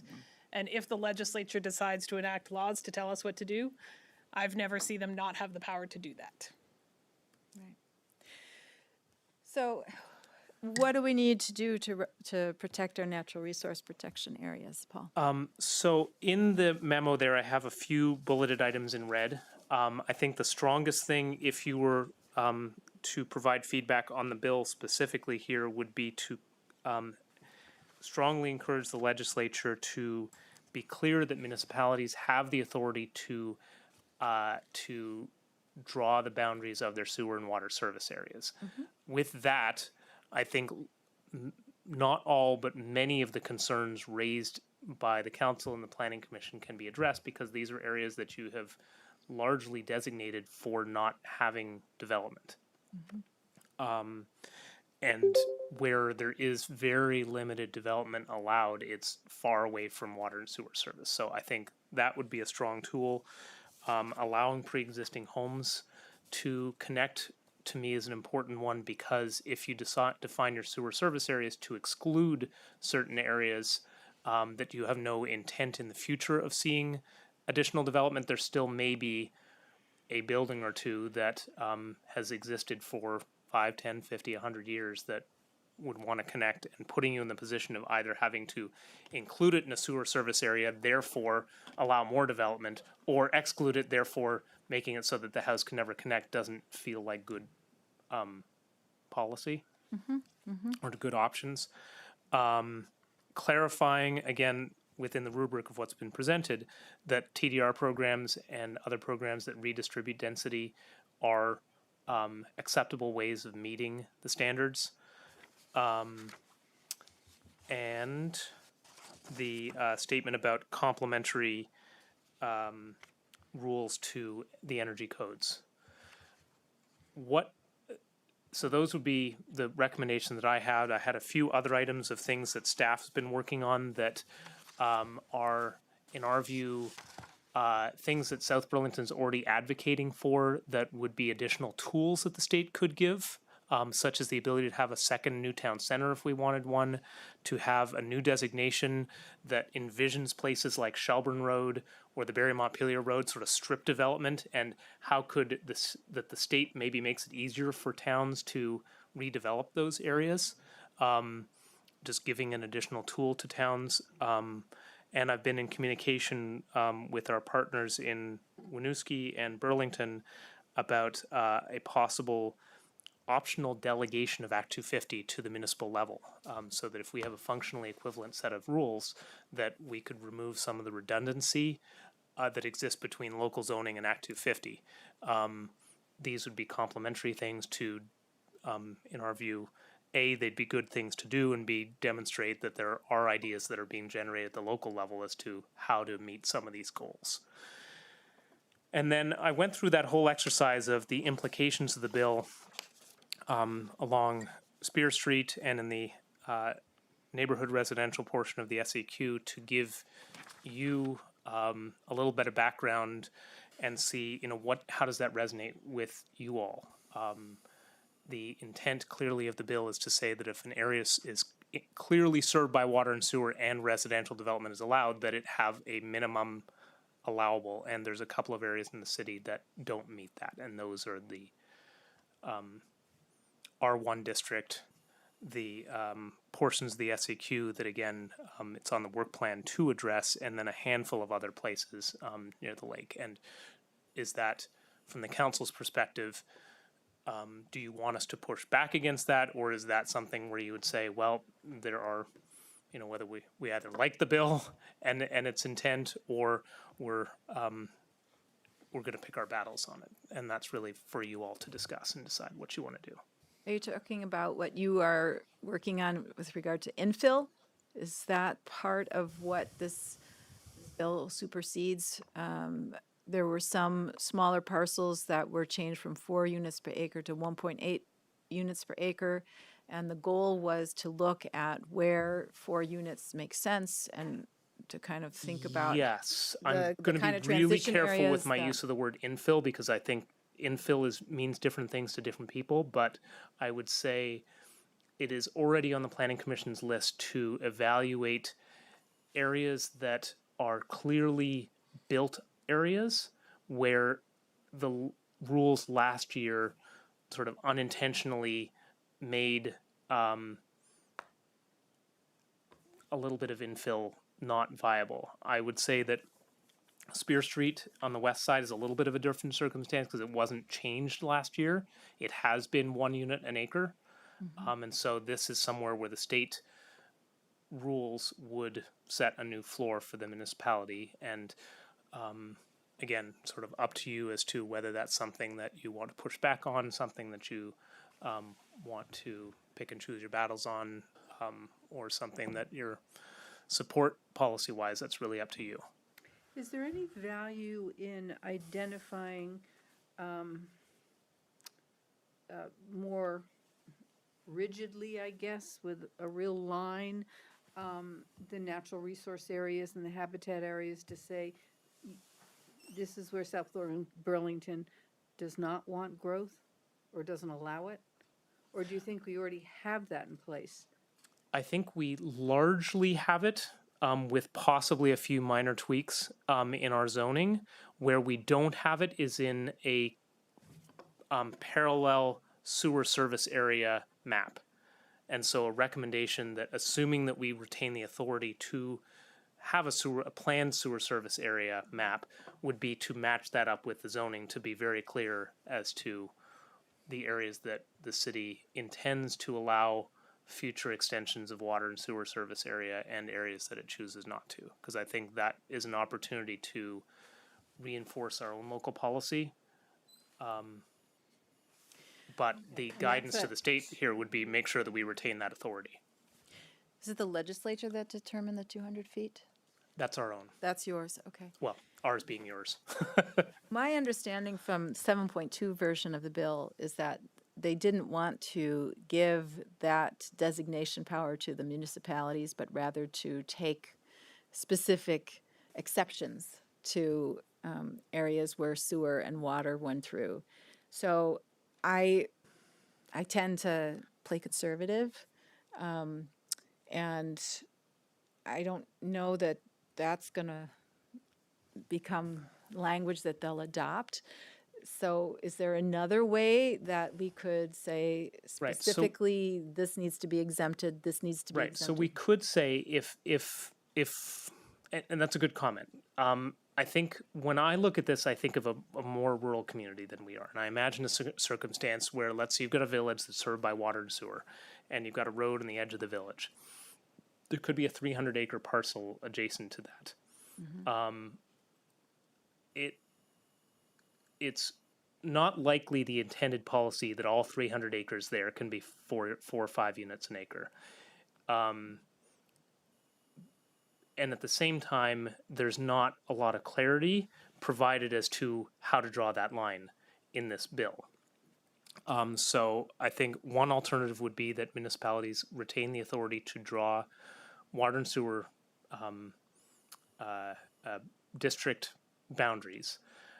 An alternative, if, as you're suggesting, Councillor Emery, there's no appetite for that, there could be a numerical definition of it. So something along the lines of our 200 feet, 800 feet, some number that says that in areas that are designated for rural areas, in all cases, X number of feet from the existing water sewer line must be allowed to be at 4 or 5 units an acre if any residential development is allowed. I think it's very clear in the bill that if there's no residential development allowed, then that's okay. But it's this sort of, you have 300 acres in a rural residential zone. Is that intending to say everything has to be one or the other? I'm not sure that's the intent, but that's where that gets a little bit unclear in the rules. Well, I think it could blow up a sewer and water system in a small community. Oh, yeah. You know, Oh, yeah.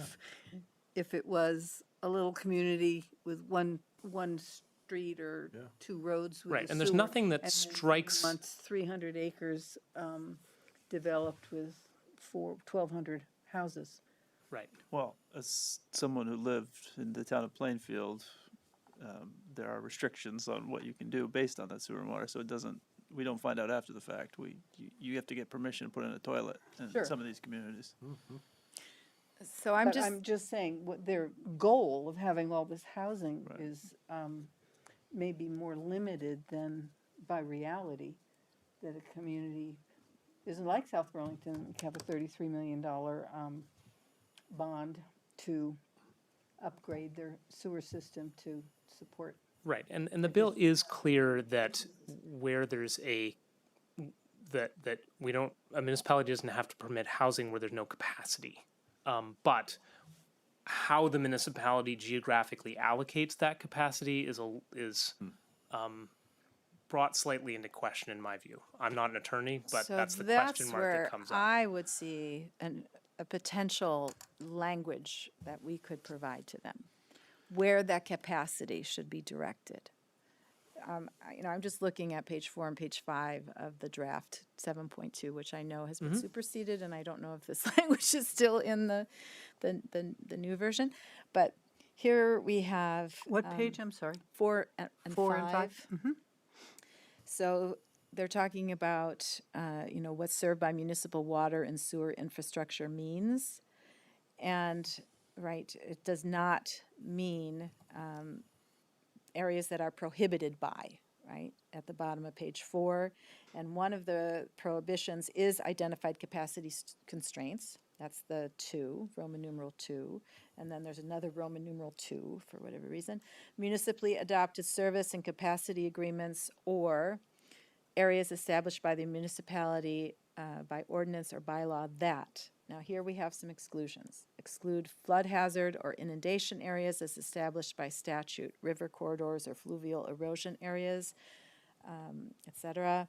Exclude, this is now Roman numeral 3, exclude areas served by water and sewer to address an identified community scale public health hazard or environmental hazard. And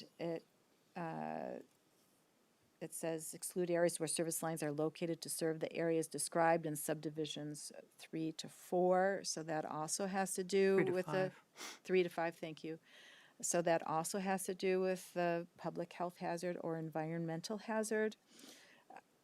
These are areas that I would see that they would welcome our language, because I do not see them granting that leeway to municipalities given how detailed this is.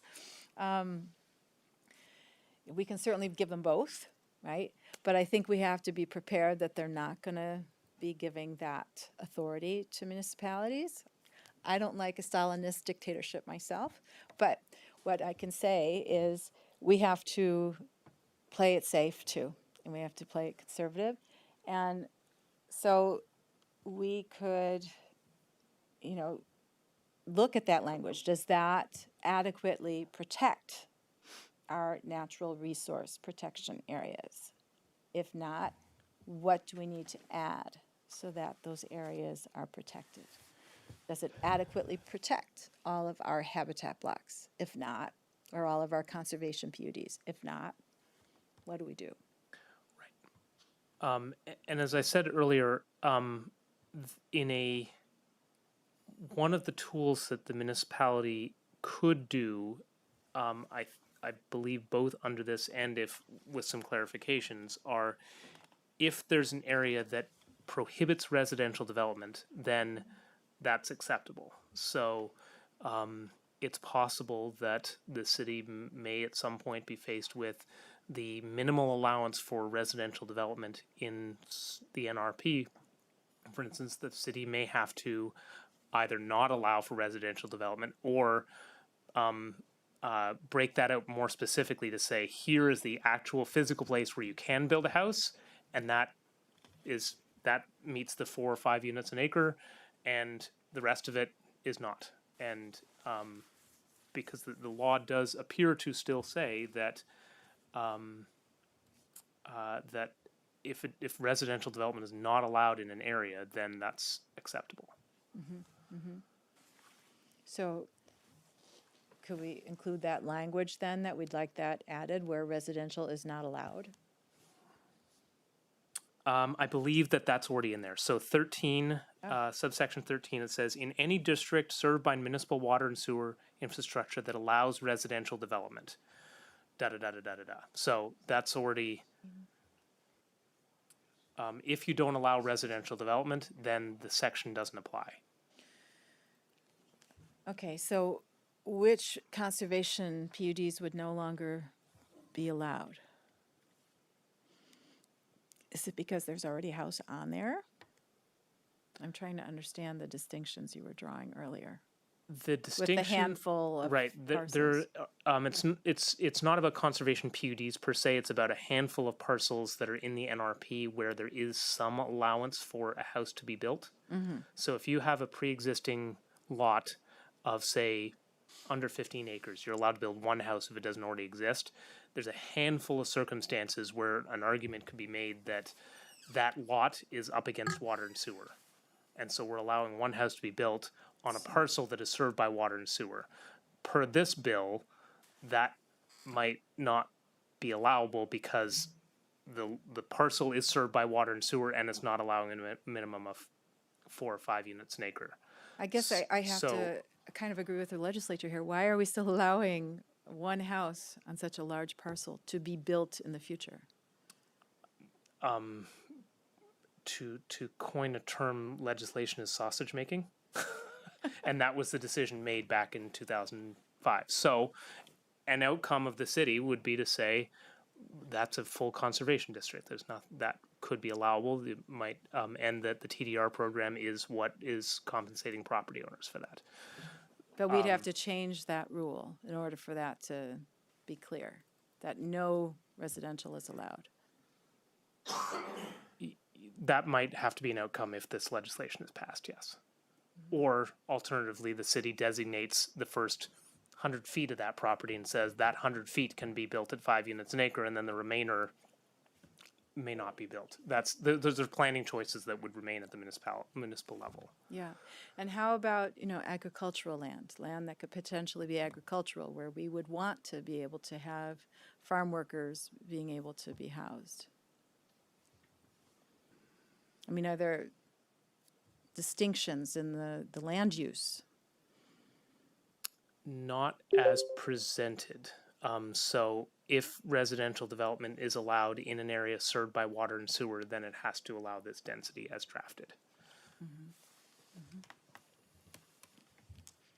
So what about in the whole bread and butter and Eau Claire? pardon me? Eau Claire? Yeah, there's a lot of the money to purchase that and preserve it for agriculture was from the, the agriculture department, right? Yep. And they maintained that there could be a parcel for farm housing.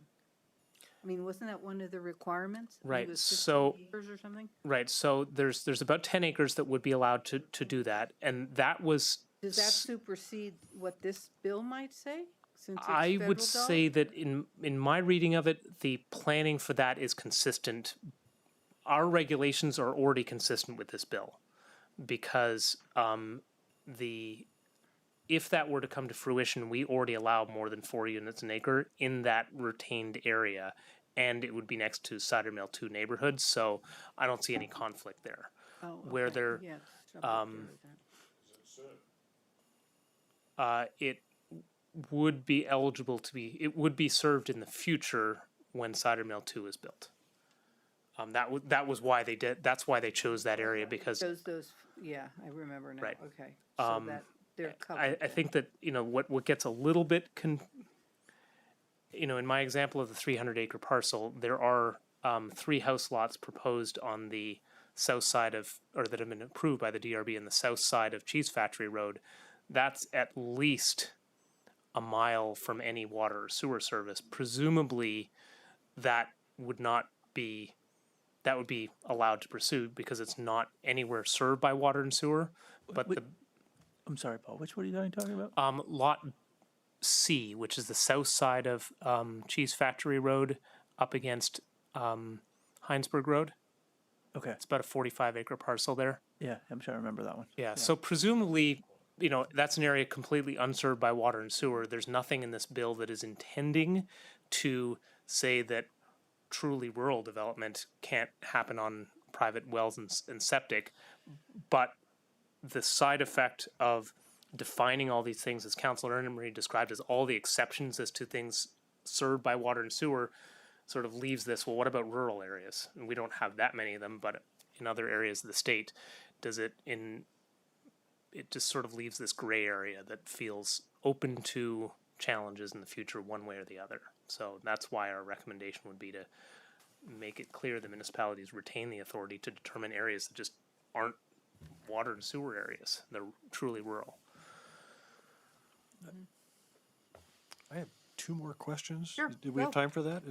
Yeah, no, we have time. The subdivision review proposal that in the highlights in yellow, I mean, the way I read that, it almost seems like they would like to circumvent the ability of neighbors to have public access to a review process for subdivisions, so that subdivisions could take place basically without any public notice or hardly any notice.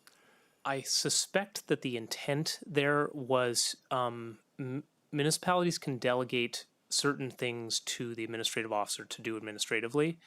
And there's a section in there that talks about adding authority for that to become, for subdivisions to become administrative. I think there's an unintended additional language there that was trying to match it to say when it's administrative, there's no public hearing, but the language says a municipality can choose when there's a public hearing, period. As part of my technical comments that I've not sort of brought to you all, everything else that goes to a DRB has to be a public hearing, so it would be peculiar to have this one thing under all of the areas of state law that doesn't have to be a public hearing. Right. I think the intent was to say, if you've chosen that it's so small that you have delegated to the administrative officer, which has its own standards of it can't be discretionary, it has to be very black and white. Right. I think that's what it meant to do. But it doesn't say that, and that's a comment that we have provided as a technical. The second thing is, I noticed that there were proposals to raise the limit for Act 250 review, right? So 9 houses currently is exempt, right? So they would raise it up. There were a couple of 20, wasn't it? Isn't it? 20 or 45 or 25 in the latest draft. 25. So my question is, if you look at Link Road and Sadie Lane and the buildings across from Sadie Lane, those are 3 examples of exactly 9 home developments, right? Because they didn't require Act 250 review. If those were blank land today and they were going to go in and develop them, could they put in more than 9 homes on those properties? Well, I guess I'd answer it 2 ways. One, it would still be, of course, subject to all of our local regulations. Right. So just to be clear, But to back up a little bit, I believe those developers chose 9 homes because they didn't require any Act 250 right, review. right. Sure. But had there been, I believe that the standard of 25 applies only in designated downtowns, villages, and Okay. new town centers. So unless I'm, I think you're right. no, I may be wrong. It may be 25 period is proposed to expand. That's 25, top of page, let's see. Yeah, I think it is 25 period, not just in downtowns. It What is, page is it? I'm on a different version of this new, but section 6001 definitions around page 21. This is the new version you're looking at. Both. It's this particular thing has not changed. But it is, just to be clear, from the 10 to the 25, it's within 5 miles within 5 years. So if the developers of Sadie Lane had built 20 homes somewhere else within 5 miles, they'd still be in Act 250 for these 9, for doing 9 on Sadie Lane. It's not 9 an individual project, it's 9 Not within split it 5 up miles into in 5 years. 5, 9. Which 5 sets means of that 9. effectively everybody in South Burlington is in Act 250 because it's very, there have been examples like the one you're raising, but most of them, a developer has done something in the last 5 years within 5 miles, which is Burlington and Williston.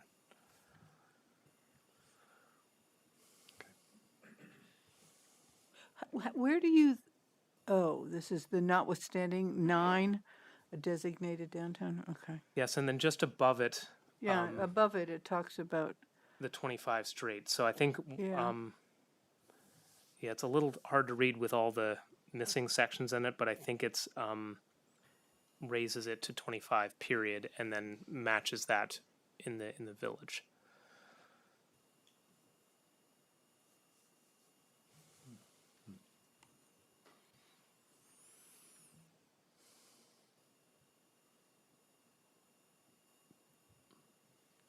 I know it probably doesn't have anything to do with us, but I was trying to understand when they're talking about a place for the homeless and you can't designate times when it's open and closed.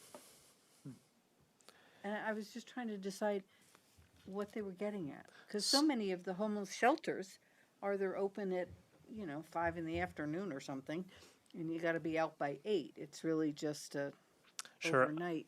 I think that so this is a new protection. So right now, under the law, there's nothing that says the municipality has to allow homeless shelters, or shelters, I guess is the definition. This would say municipalities must allow shelters, just alongside that other list of things that I just said that we have limited regulation over. And in allowing them, we're not allowed to set through zoning hours of operation. So we would not be able to say, well, you're allowed, but you're only allowed to be open Not through between noon zoning, and 2 but the p.m. organization can say we're only. Organization Okay, can, that but through I zoning, misunderstood, and I'm thinking, what are Right. they trying to get at? right? So it would require municipalities to allow emergency shelters and prohibit us from dictating the hours of operation. Thank you. I read it differently, and I was trying to figure out what goal they were trying to achieve. You're smiling like I a just wanted, Cheshire- I'm waiting for a pause so I could just say something. Okay, go ahead. Well, the council should continue to have, and I know they will, have long after I'm gone, multiple discussions on this. I just want to say that this bill, for 19 years, I've been walking the halls of the State House. This bill's going to change about 13 more times, back and forth, back and forth, back and forth. Paul did an excellent job representing our city, and he's well respected. So, thank you for doing that. But just know, as you know, what it looks like today is going to look different than what it's going to look like in May. And I feel very comfortable having Paul represent our city in the State House as he did last week. And you as well. But Paul did the heavy lifting, He Chair. certainly did the heavy lifting. Yes, he did. Thank you, Councilor Coda. Yeah, no, that was great. No, and I think they are looking for you Absolutely. if you have any other, but I think Paul needs our direction in order to know what to advocate for. So, to that point, I think it would be, we've had a really robust conversation about this tonight, which is great. And I think to Matt's point, if we get too much into advocate for this specific thing and this thing, we're going to be hamstrung in our ability to be nimble. So I think it would be helpful to hear if there's something if any of the red text in this memo you strongly disagree with, give us direction to not go and provide testimony on those specific things. Or if these red statements are statements that you think as a council you can get behind and Paul can use his professional judgment to meld testimony along those statements, I think that would be helpful. Alternatively, the council could decide this is not for us to weigh in on or identify a specific counselor to work with Paul to make a policy recommendation into the future. Your first ladder, I agree. My first ladder? First ladder, not the former, the ladder where we agree with the red comments. Agree The with latter red- ladder? Yeah, Or the the- former ladder? And that moves us Is on this the a right- wooden ladder or a metal ladder? Steel. Well, I think it's really important for us to protect the TDR program. I say I don't see why we shouldn't. I really wonder what they're going to say to number 2. I think we might have to give them more reason to do that. And I think that we should really look at those exemptions, and we being you as a planner, do those exemptions meet our needs, or what else, could be added to that exemption language? I'll open it up in a minute.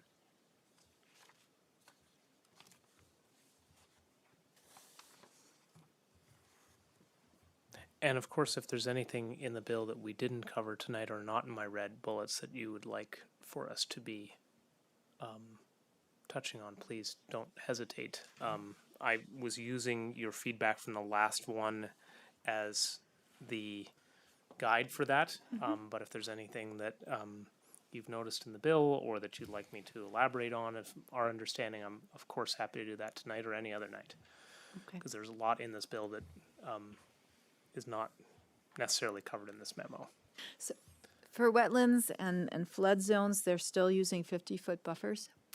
My read of it is that, as defined, they describe it as statutorily enabled, so I would say it's probably the 50-foot buffers, as they define it. I would How- argue as a planner that we're going to be facing serious flooding and that is inadequate. Well, and I think the reason I didn't flag that subject area is that my interpretation is we don't allow development within 100 feet. Therefore, we meet the criteria of no development is allowed.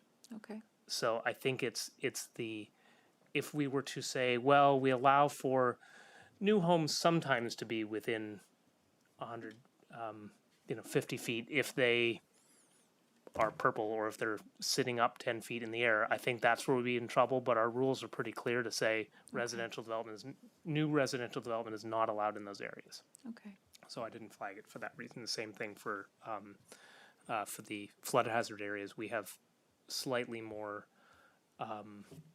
restrictive rules than the baseline. Well, I'm glad to. Again, they don't allow for new development. Any other council hear that. comments? All right, Andrew, did you want to say something? Yeah. And just understand, council, this is clearly a work in progress. So this isn't our last conversation. Paul might be able to bring other things forward, or we may identify other issues. So this isn't like just these red things tonight and that's it. We can add some more red ink. Okay, Andrew. Is the light? Hi, Andrew Chelnick. So there was a lot said tonight, a lot to unpack, and so this is a little awkward. It may actually be much better as a kind of working group, but I wrote some thoughts down I think merit some discussion. So let me just start really right at the end with Paul, what you said, that if no development is allowed in the area, you're okay. I gotta tell you, I don't read the proposal that way, because the proposal talks about whether districts allow residential development, and district is undefined, and our regulations defined the southeast quadrant as a district, which allows residential development. I don't really see how saying this area doesn't allow development protects you. So that's really the first comment. I'm just not sure that's right. I think that needs to be looked at maybe a little more carefully. So in my mind, the question is what's a district? Because there's no, like, the statute doesn't apply to areas, it applies to districts. And so I think what we would have to, so without more, I think the entire southeast quadrant would be rezoned at 4 units per acre, subject to the very narrow carve-outs that mostly don't apply to us, just reading the proposal on its face. And to avoid that, I think you'd have to redefine what a district is, as you said, a water and sewer district, say, and then provide something that from legislation that allows us to do that, right? That's respected. Our definition is respected because it's not otherwise defined. So I think that whole question of what's an area, what's a district, how you define it is merits some further discussion. The other thing is, once you do that, presumably the parcels that would be conservation PUDs would not be in that district, because they do allow for some residential development.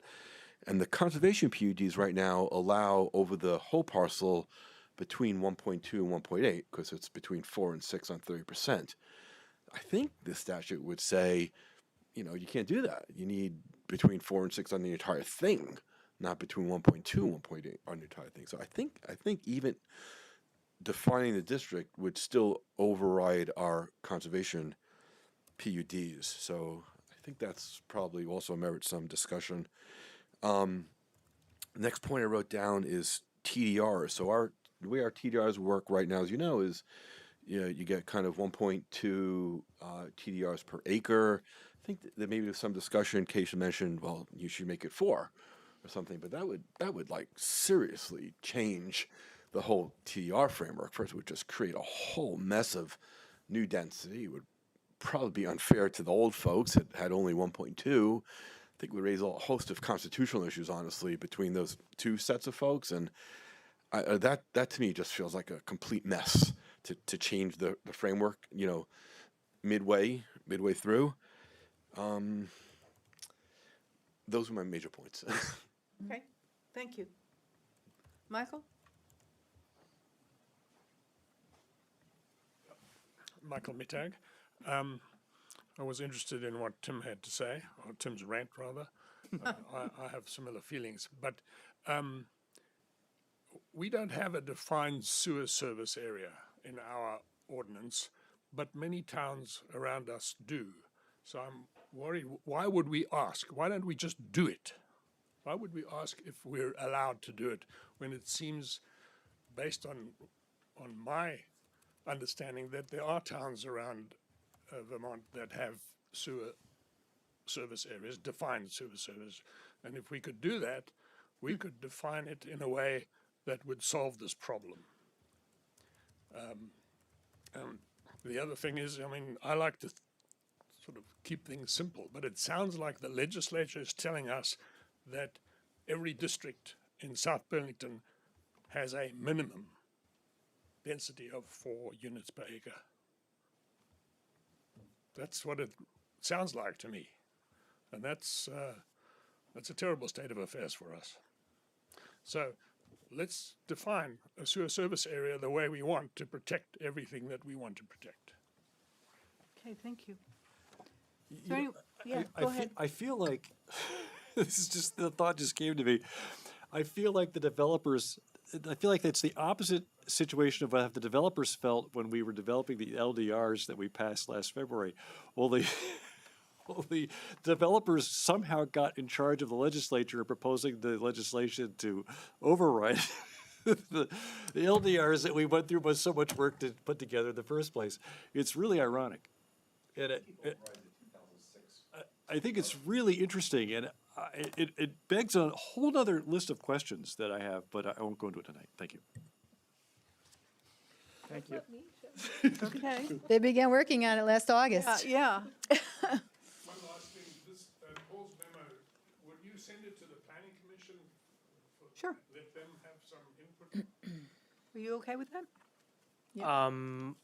Well, I guess I would ask you what you would like to see done with it, because if you're giving me guidance, are you asking the planning commission to give you additional guidance or to give me additional guidance? I just want to be really clear on that point.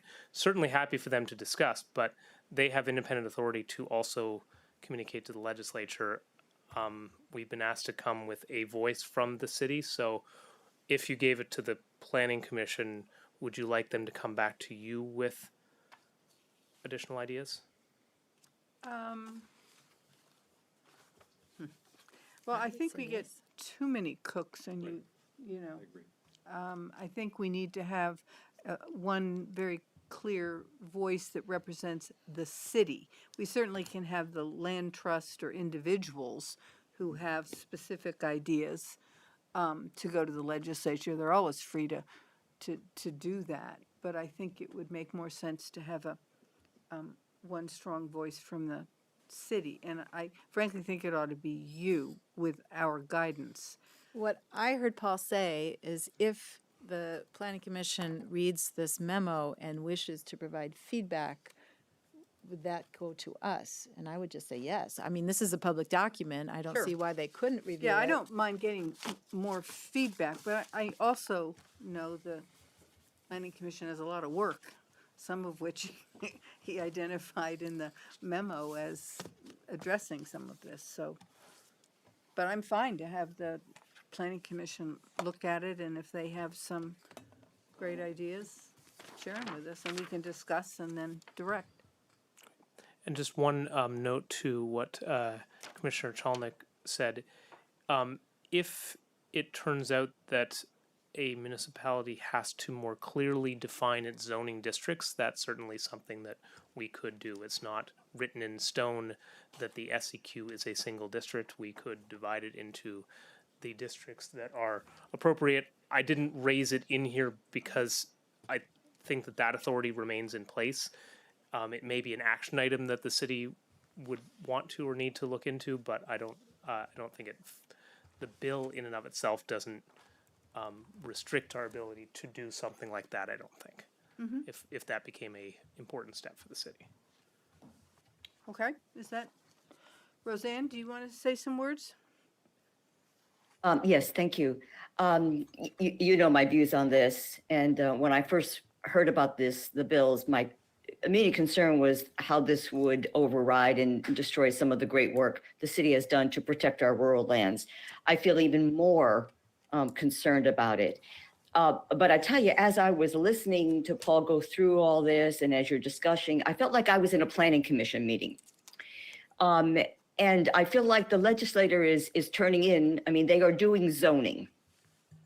And to do zoning for an entire state, city by city, is totally inappropriate. And I mean, what Tim said and what Megan echoed is also getting my attention. And that is, this is so inappropriate to have people in Montpelier make land use regulations for the state when zoning is one of the things that a city has the legitimate authority to do, but they're taking that away from us. And if they do it now for this, then what's to say next year they might decide to do take another crack at zoning? It is such an usurpation of the city's responsibility to take care of our people and our land and our city. And I really urge the council to push back on the general approach that, for whatever reason, Montpelier is doing. And this thing certainly is the developer's dream. And the way it's written, it sure seems like it's been written by developers, because this would really benefit them and really would harm all of the efforts that we have made in other municipalities to preserve our rural lands. And to take away that from a city, I think is egregious. And I really, really urge our city to speak out in general terms against this approach, which could be continued into into future years to take over,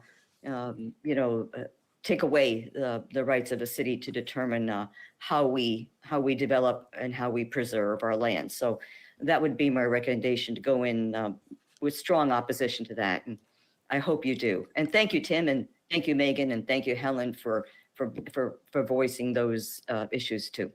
And Paul and everybody there. Sarah? Just echoing what Roseanne said, this isn't a technical kind of wording that I can propose, but I'm just so repelled by the idea that a committee of the legislature honestly thinks that one size fits all. I mean, this could turn into a Vermont that we absolutely don't recognize. You know, the small village of 200 people is quite a different animal from the city of Burlington or the city of South Burlington. I mean, that's just my gut reaction, that they're trying to do something statewide that absolutely negates all the distinctives in local communities. And they're all across the board. I mean, I think there's probably many, many communities in Vermont who haven't got a clue what's going on in this bill. And there'd be different issues for them than there are for us. But they might be equally valid. And one that I've put forward before is historic centers. Take a town like Manchester or Woodstock, just as an example. Those historic 250, 300-year villages should not have the same treatment as a small village, a fork in the road, or the city of Burlington. It just doesn't make any sense. That's all. I can't be more precise about it. It's from the heart. Thank you. Okay, well, we'll certainly be continuing to discuss this, and we look forward to maybe what the planning commission, what thoughts they might have to share with you, Paul, and new stuff that you come up with. I mean, especially what you were talking about earlier, you know, do we have it just 100 feet from the street? Do we take away all opportunity of building housing? I mean, really looking at ways to protect those natural resource protection areas. I feel comfortable at this point that I've got council's direction as to your intent.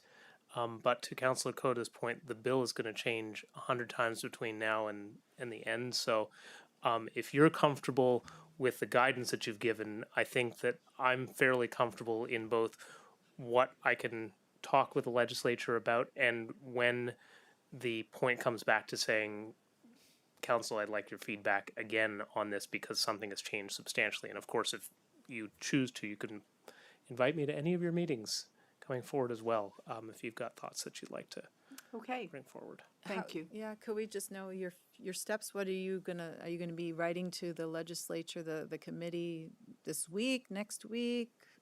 It would be my intent to reach out to the some committee this week.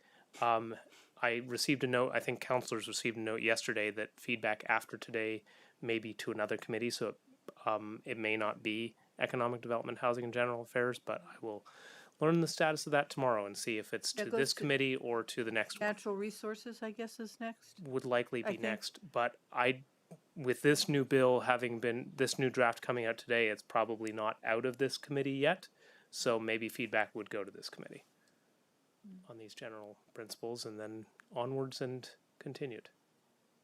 Okay. So that would be this week, Yes, the bills move pretty quickly, so it would be my intent to your first. provide this feedback this week. First bite at the apple, okay. Okay. Michael, one last comment, and then we need to move on. Because this is not the end. No, just a point that if we're going to, if Planning Commission is going to look at these, this memo and the recommendations therein, we'd like to get that to you, whatever the Planning Commission commentary or recommendation is, get it to you before Paul has to go down to Montpellier again. So that he has the benefit of whatever it is.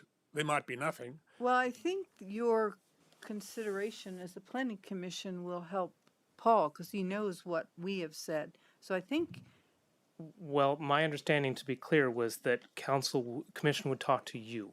Yes. Yes. That was, And also just timing-wise, just to be respectful for everybody, crossover date is likely around when you have your next meeting, so it'll be out of the Senate by the time. I want Paul to go now. I think the earlier the better, and then he'll go again, is what I heard him say. Yes, for the record, I did watch some of the proceedings, and it horrified me to see members of the committee trying to do Paul's job on the fly, and they had no clue what they're doing. Absolutely no idea. Yeah. We agree.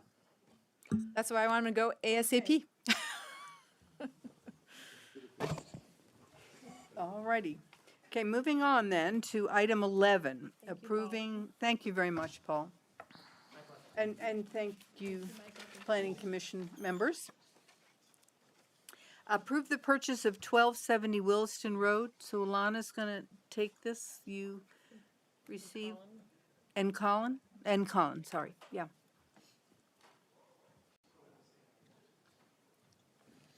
This is very exciting for our TIF district. Where are those SBBA snacks? What did you say? They're up in the kitchen. Stale bagels? SBBA snacks, the bagels and cream cheese, where are they? There's one bagel left. Good evening. We're here just to present, the city has the opportunity, and summarized in our memo, to purchase 1270 Williston Road, which is essentially, it used to be a travel agency. It's a triangular parcel near where Alice French Fries is and Midas Drive.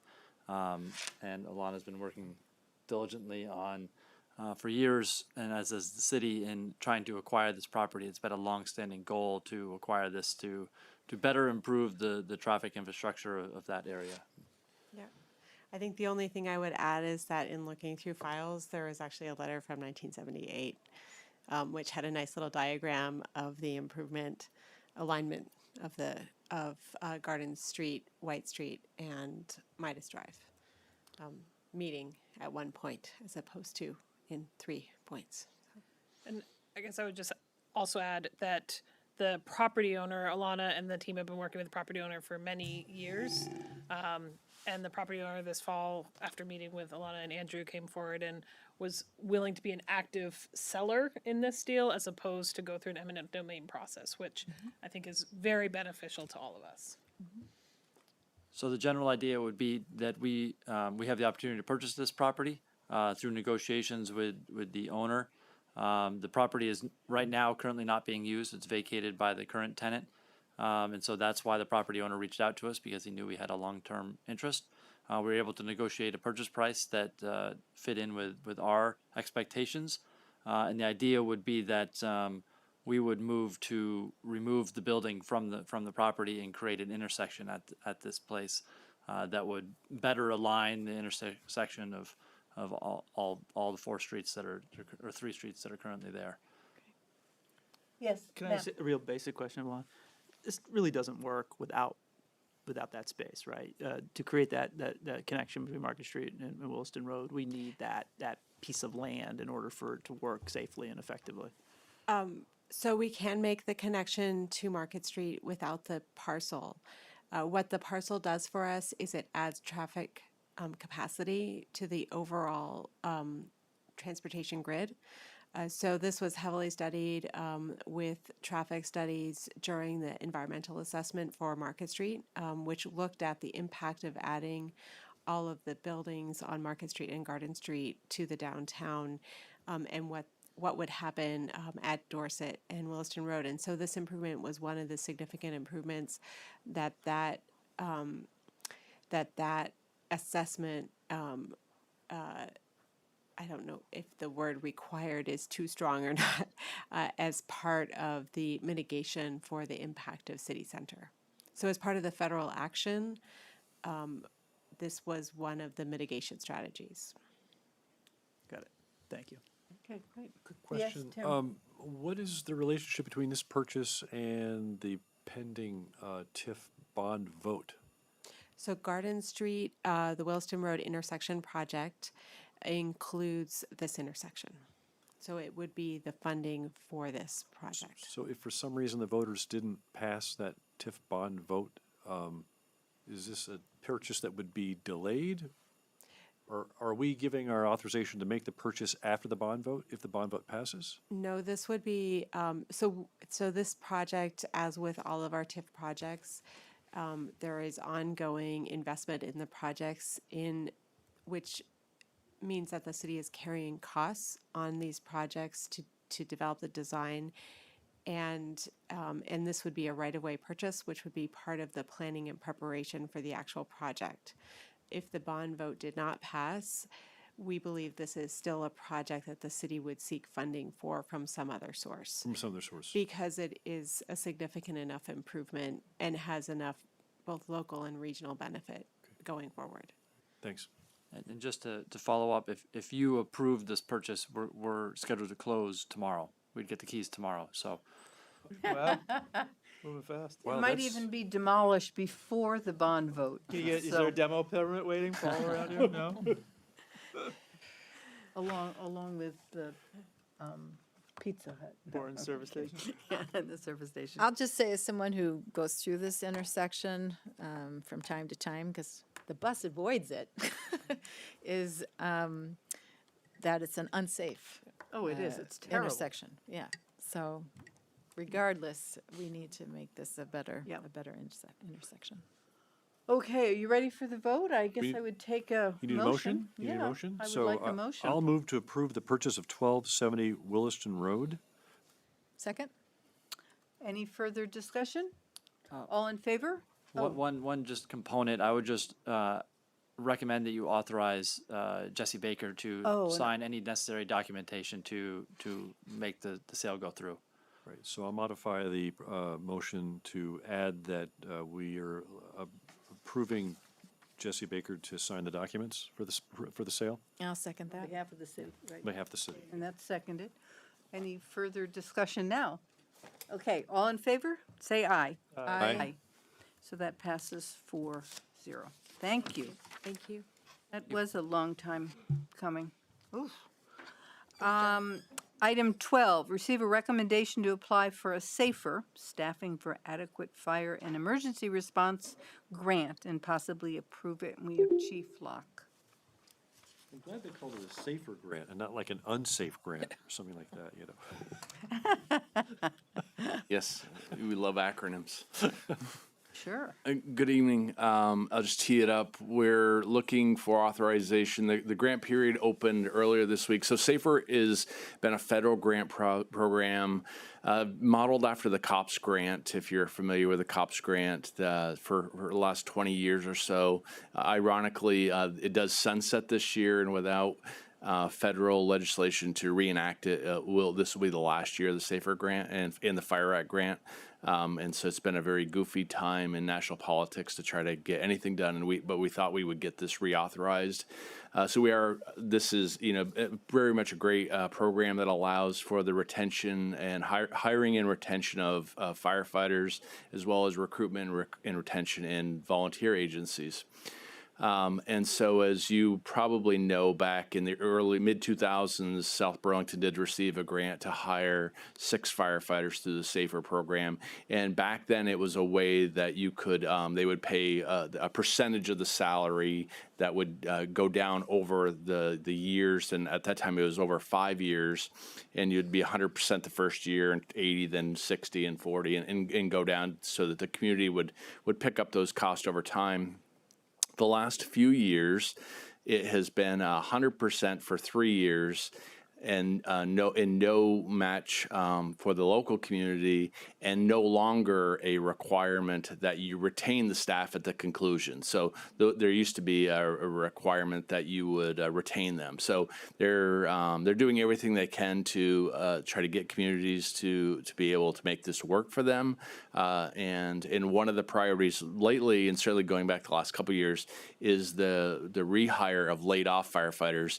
We saw that a lot at certain economic times. Certainly this year, not so much on the national front. We're not seeing communities struggle like they were just around the pandemic time. So what I'm requesting authorization to do is to apply for the grant. And we brought this to you in advance because of the liability that you would be signing up for if awarded. Now, if awarded, we would come back to you for another bite at the apple, or to confirm that you want to accept the grant. And so what we're proposing to do is to apply for 3 firefighters, 1 per shift. In the model, what the priorities for SAFER is to find ways to get to 15 firefighters on scene within 10 minutes and 20 seconds. And the reason for that is there are certain critical tasks that has to happen in a timely fashion. And these are national standards that say that you should be able to accomplish these tasks in a given amount of time. We have 8 firefighters currently on staff. Hopefully, with the passage of the passage of the ballot initiative, the budget next week and a half, we will go to 10 firefighters on duty. We have now asked the Air Guard to respond automatically on any reported structure fire. So that gets us 13 to 14. And so one additional position per shift gets us to 15, which is our goal, right? And the highest these grants are the highest priority is given to communities that can get to 15 with the least amount of dollars. And so really we are ripe, I believe, for getting there by adding 1 body per shift. And I spoke about this to you a little bit during my budget presentation. We are getting to the size community where we need to have, I'm going to call it an on-duty chief or a shift commander working 24/7, who is the conductor of the orchestra during the day or during that 24-hour tour, right now, and it happened this tonight just before I came over here, both of my officers were in the back of ambulances going to the hospital. So I have two officers on, both are paramedics, both were needed on 2 different calls. So I don't have there was not an officer on duty in the city, and so another call comes in. I have some very competent, senior firefighters that are going to step up, but we are reaching the call saturation and the complexity of calls where we need to have a shift supervisor, someone dedicated to running the orchestra and deploying resources, going on high level calls, managing the day-to-day activities without being stuck on a medical, to be quite honest, without being stuck on a medical call where their services could be used much better doing other things. And so Burlington currently is the only community that has a dedicated, I'm gonna say, duty chief on every day.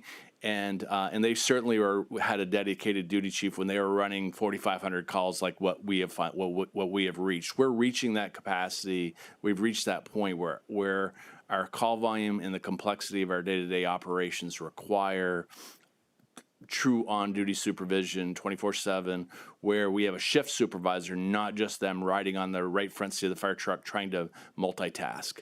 And that really is evident on when there's high complex incidents.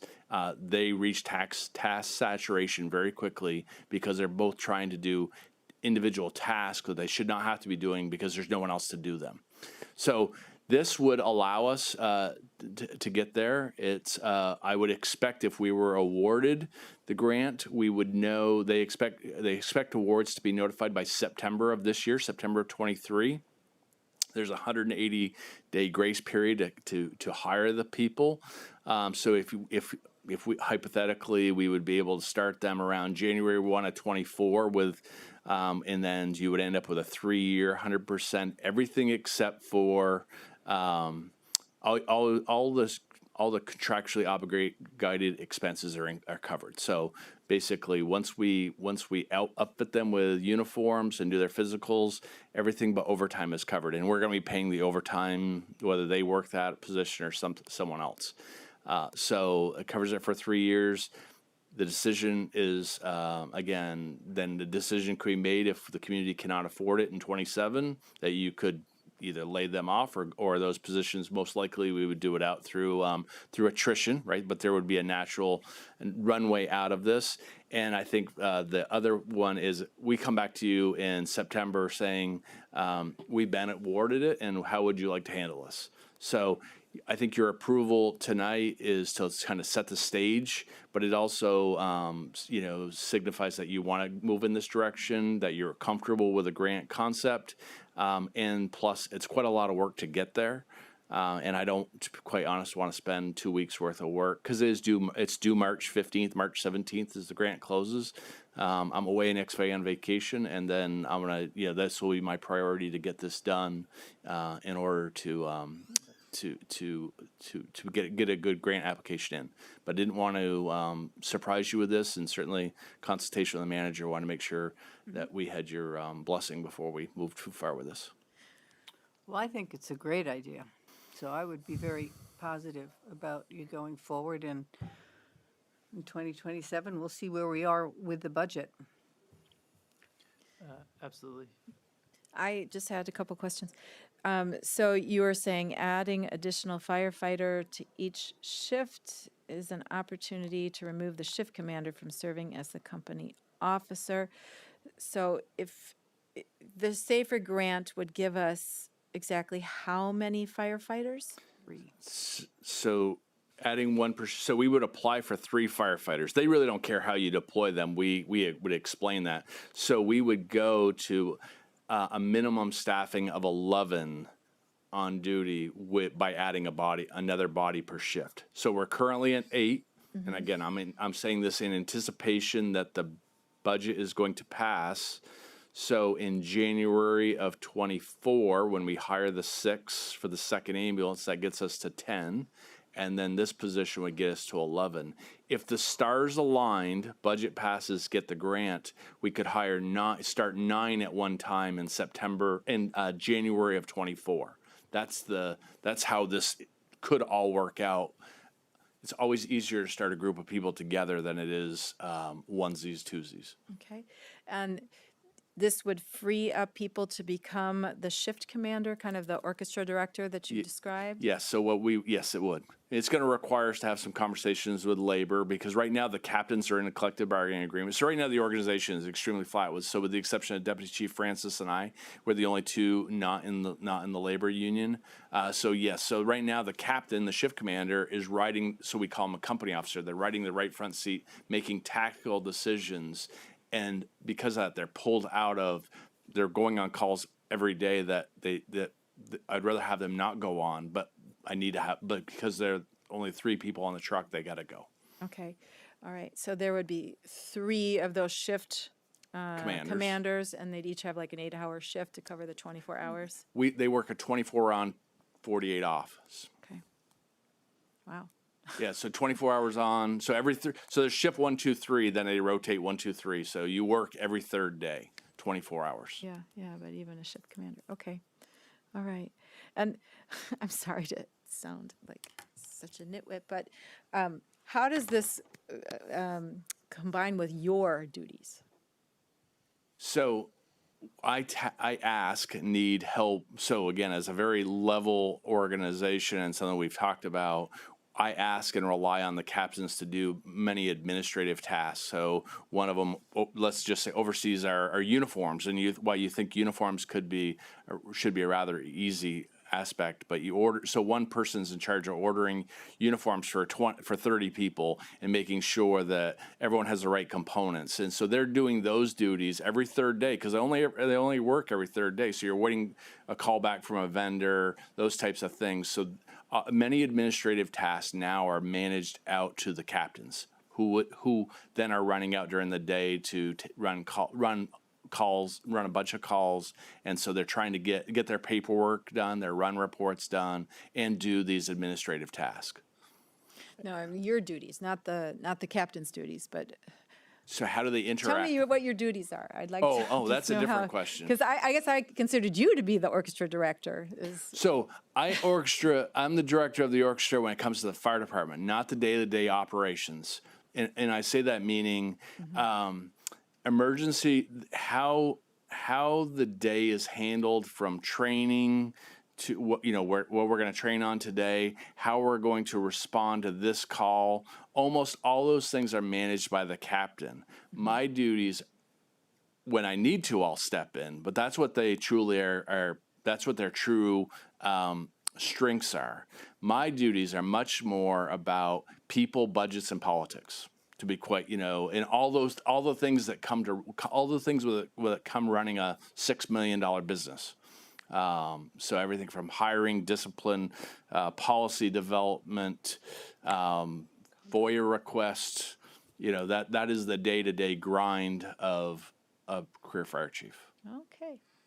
I learned something. Thank you. Yeah. If I can just add one point, I think to me the advantage of having another commander in that 24-hour shift is right now in any one of those 24-hour shifts, but for weekends, the chief is only actually present for 8 hours. Mm-hmm. So when you think about developing the leadership of the department and you think about who that person is that a new firefighter is going to trust to go to with a challenge or a problem or a technical need or information need, the chief's only there for a very small portion of the shifts that individual is working through the week. So how do you develop that leadership in the layers of the department? So, at 2:00 in the morning when somebody's been to it's late at night, a dead baby call, there's somebody there to support that office, that new firefighter from a position of leadership. And right now the captains kind of do that, but they also might be off on another call or off doing something else. And the way the hierarchy in the fire service are, those new firefighters are not going to come straight to me. They're going to go to that position. They go to that position, right? That's seen as their immediate supervisor. They're seen as all those. That's where the relationship is. Mm-hmm. It comes to me at a very different level. Mm-hmm. Okay. Any other questions or comments? So it looks like, just doing a Google search, downloading the SAFER grants over the last 8 years, of the 2,300 grants that FEMA has given, only the Alberg Volunteer Fire Department, which got $55,000 2 years ago, was the only Vermont fire department to get a SAFER grant. We got one in 2008 when I was first 2008, elected to right. city council. Is that the Yeah. last one? Yeah, so so in Williston got authorized in the early 2000s for 6 firefighters, and the town turned it down. So it's not something. In fact, I'll say this, in my 16 years as a fire chief, I've never applied for SAFER. I never applied for people. Well, There's another grant that they use for equipment, and I've done a bunch of those. But people are just one of those things that, communities don't often hire people. And so it's much less, it's much less active. Yeah, okay. That was my question. Is there anything about Vermont that makes it, we've only gotten one grant in 8 years? No, I don't think most communities just aren't hiring people. Okay. Thanks. Okay. So A motion to apply Do you for need a this motion? grant? I make a motion that we recommend that the chief apply for a SAFER grant. second? All in favor? Aye. Thank you. Thank you. Thanks for staying around. You too. Okay. The shared, the policies and strategies. Yes, so I'm going to walk line by line through these. Yeah, no. So honestly, I give you this report as a check-in on us and make sure we're all kind of aligned and pulling in the same direction to provide you a resource for when constituents come and ask you what's going on a project. You can search this document, have the easy accessible answer. So obviously I'm not going to walk line by line, but there is actually one update that came in after we published this report, which is on the U-Mall one. So the U-Mall property owners have officially closed on purchasing the Sears properties. Oh. They did last cool. week. Okay. Yeah, so that is I mean, I guess that's cool. I mean, is that good? it is very good. I think it's very good. It means that they have more complete site control and can use the property more, I don't know, to maximize the development potential. So that includes the parking, the Sears, and then the Auto store? tire place? Yes. Oh, So auto store, the garage, and the Sears Okay. retail. Yep. I believe the garage was part of the original purchase, but I could be wrong on that. They now have control over the entire mall footprint and the Sears auto shop at the front. But not the building next to the Hannaford. No, and the building next to the Hannaford. And What the they building- don't, Yeah, what they're they not- don't They have, don't own. no, they own the Hannaford land that has a master lease on it. I see. Yep, And the Hilsons, they own the Hilsons building? The Party City? yep, they own that building. Right. They- what- that goes back a ways. like- Well, There used to be indoor tennis courts there too. so I was just remembering the other day that I was at the old Sears where Market 32 is now, which used to be also there was a Video 2000 store there before that, and but because they were getting ready to close in '97 and move to the U-Mall, so I went there and bought a couple of things with my son, who was 2. I remember it very clearly. So Okay. yeah, So So that's the real Okay. only That's good. kind of emergent update I wanted to give Okay. to you. Otherwise, this is just, I don't need action, was just to receive this so report. can they they're move? great reading. They really do bring you up to Yep. speed, and I appreciate how the organization and the fact that people are actually doing stuff, in a very organized way. And it's all on a piece of paper we can read. Okay. Is there any other business? I have about 4 things I want to bring up. I'd like to start with dog parks, please. Okay. I see a lot of people at that dog park, by the way. Yep. And if you didn't notice, there is one of my wife's sculptures is on a tree within the dog park, and it's up very high with a little solar Oh, I didn't know that. solar panel, and it lights up at night and it glows, and it's in the shape of a moth. If you haven't seen it before. Oh, pretty. Oh, cool. Yeah, there's one tree within the dog park because the fence got extended around it, and up high, out of reach, is this like this Cool. thing. So I'm never if there you at go night. there at night 'cause with your it's dog, you closed, might but- see it. on No, a it's su- after closed it at night. Closes at dusk. It has to be a sunny, oh, then forget it. But it has to have been a sunny day. Tim, because you brought that up, I will also mention that the masonry is almost done at the pump station. So we are going to need a reinstallation at some point. Okay, good to know, and that'll be planned. And my wife is working diligently on the latest incarnation of a V-Trans public art permit process document. Oh my God. For the Well, interstate. It's probably longer than you having to submit one for a new traffic signal. Well, I do have a question, though. I was curious when the orientation for the South Burlington neighbors who are eligible for the airport's noise mitigation funds will begin, because those have already begun, I believe, right? well, I don't know if they've begun, but do you know? I don't know, we need to prioritize that. We have not prioritized that with comp plan, planning, and LDR updates and budget, but Paul and I talk about it regularly if that's the next thing on the list. So I will bump that up. Thank you for asking. Okay.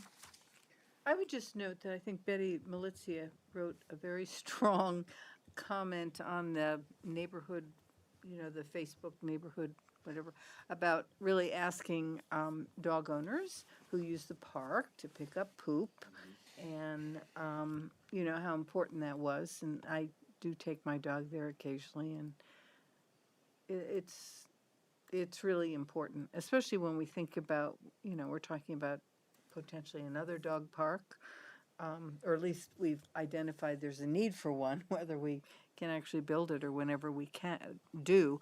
I would just encourage anyone who listens into this, if you have a dog, as she suggested at the new dog park, since they seemingly relieve themselves on the outer edge, before you leave, if you just take a little walk around the fence and pick up what you see, maybe just one or two, that would be helpful. And I noticed that they have moved the bin, and I think there's the bags are so you can access them from the inside of the park, which is nice, because sometimes you go there and you forget to bring one, and you can just walk across and get one and dump it. You don't have to be carrying it or go into the entranceway.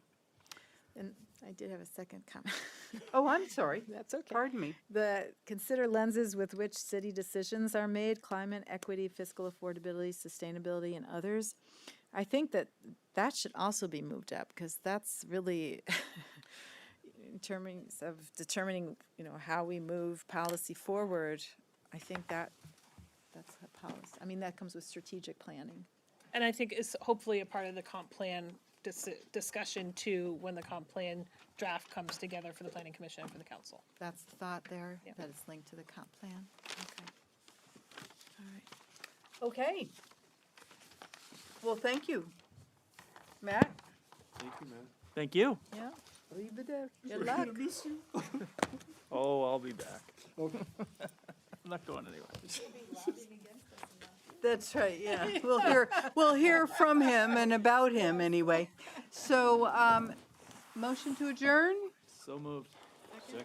All in favor? All right. Aye. Okay. Thank you.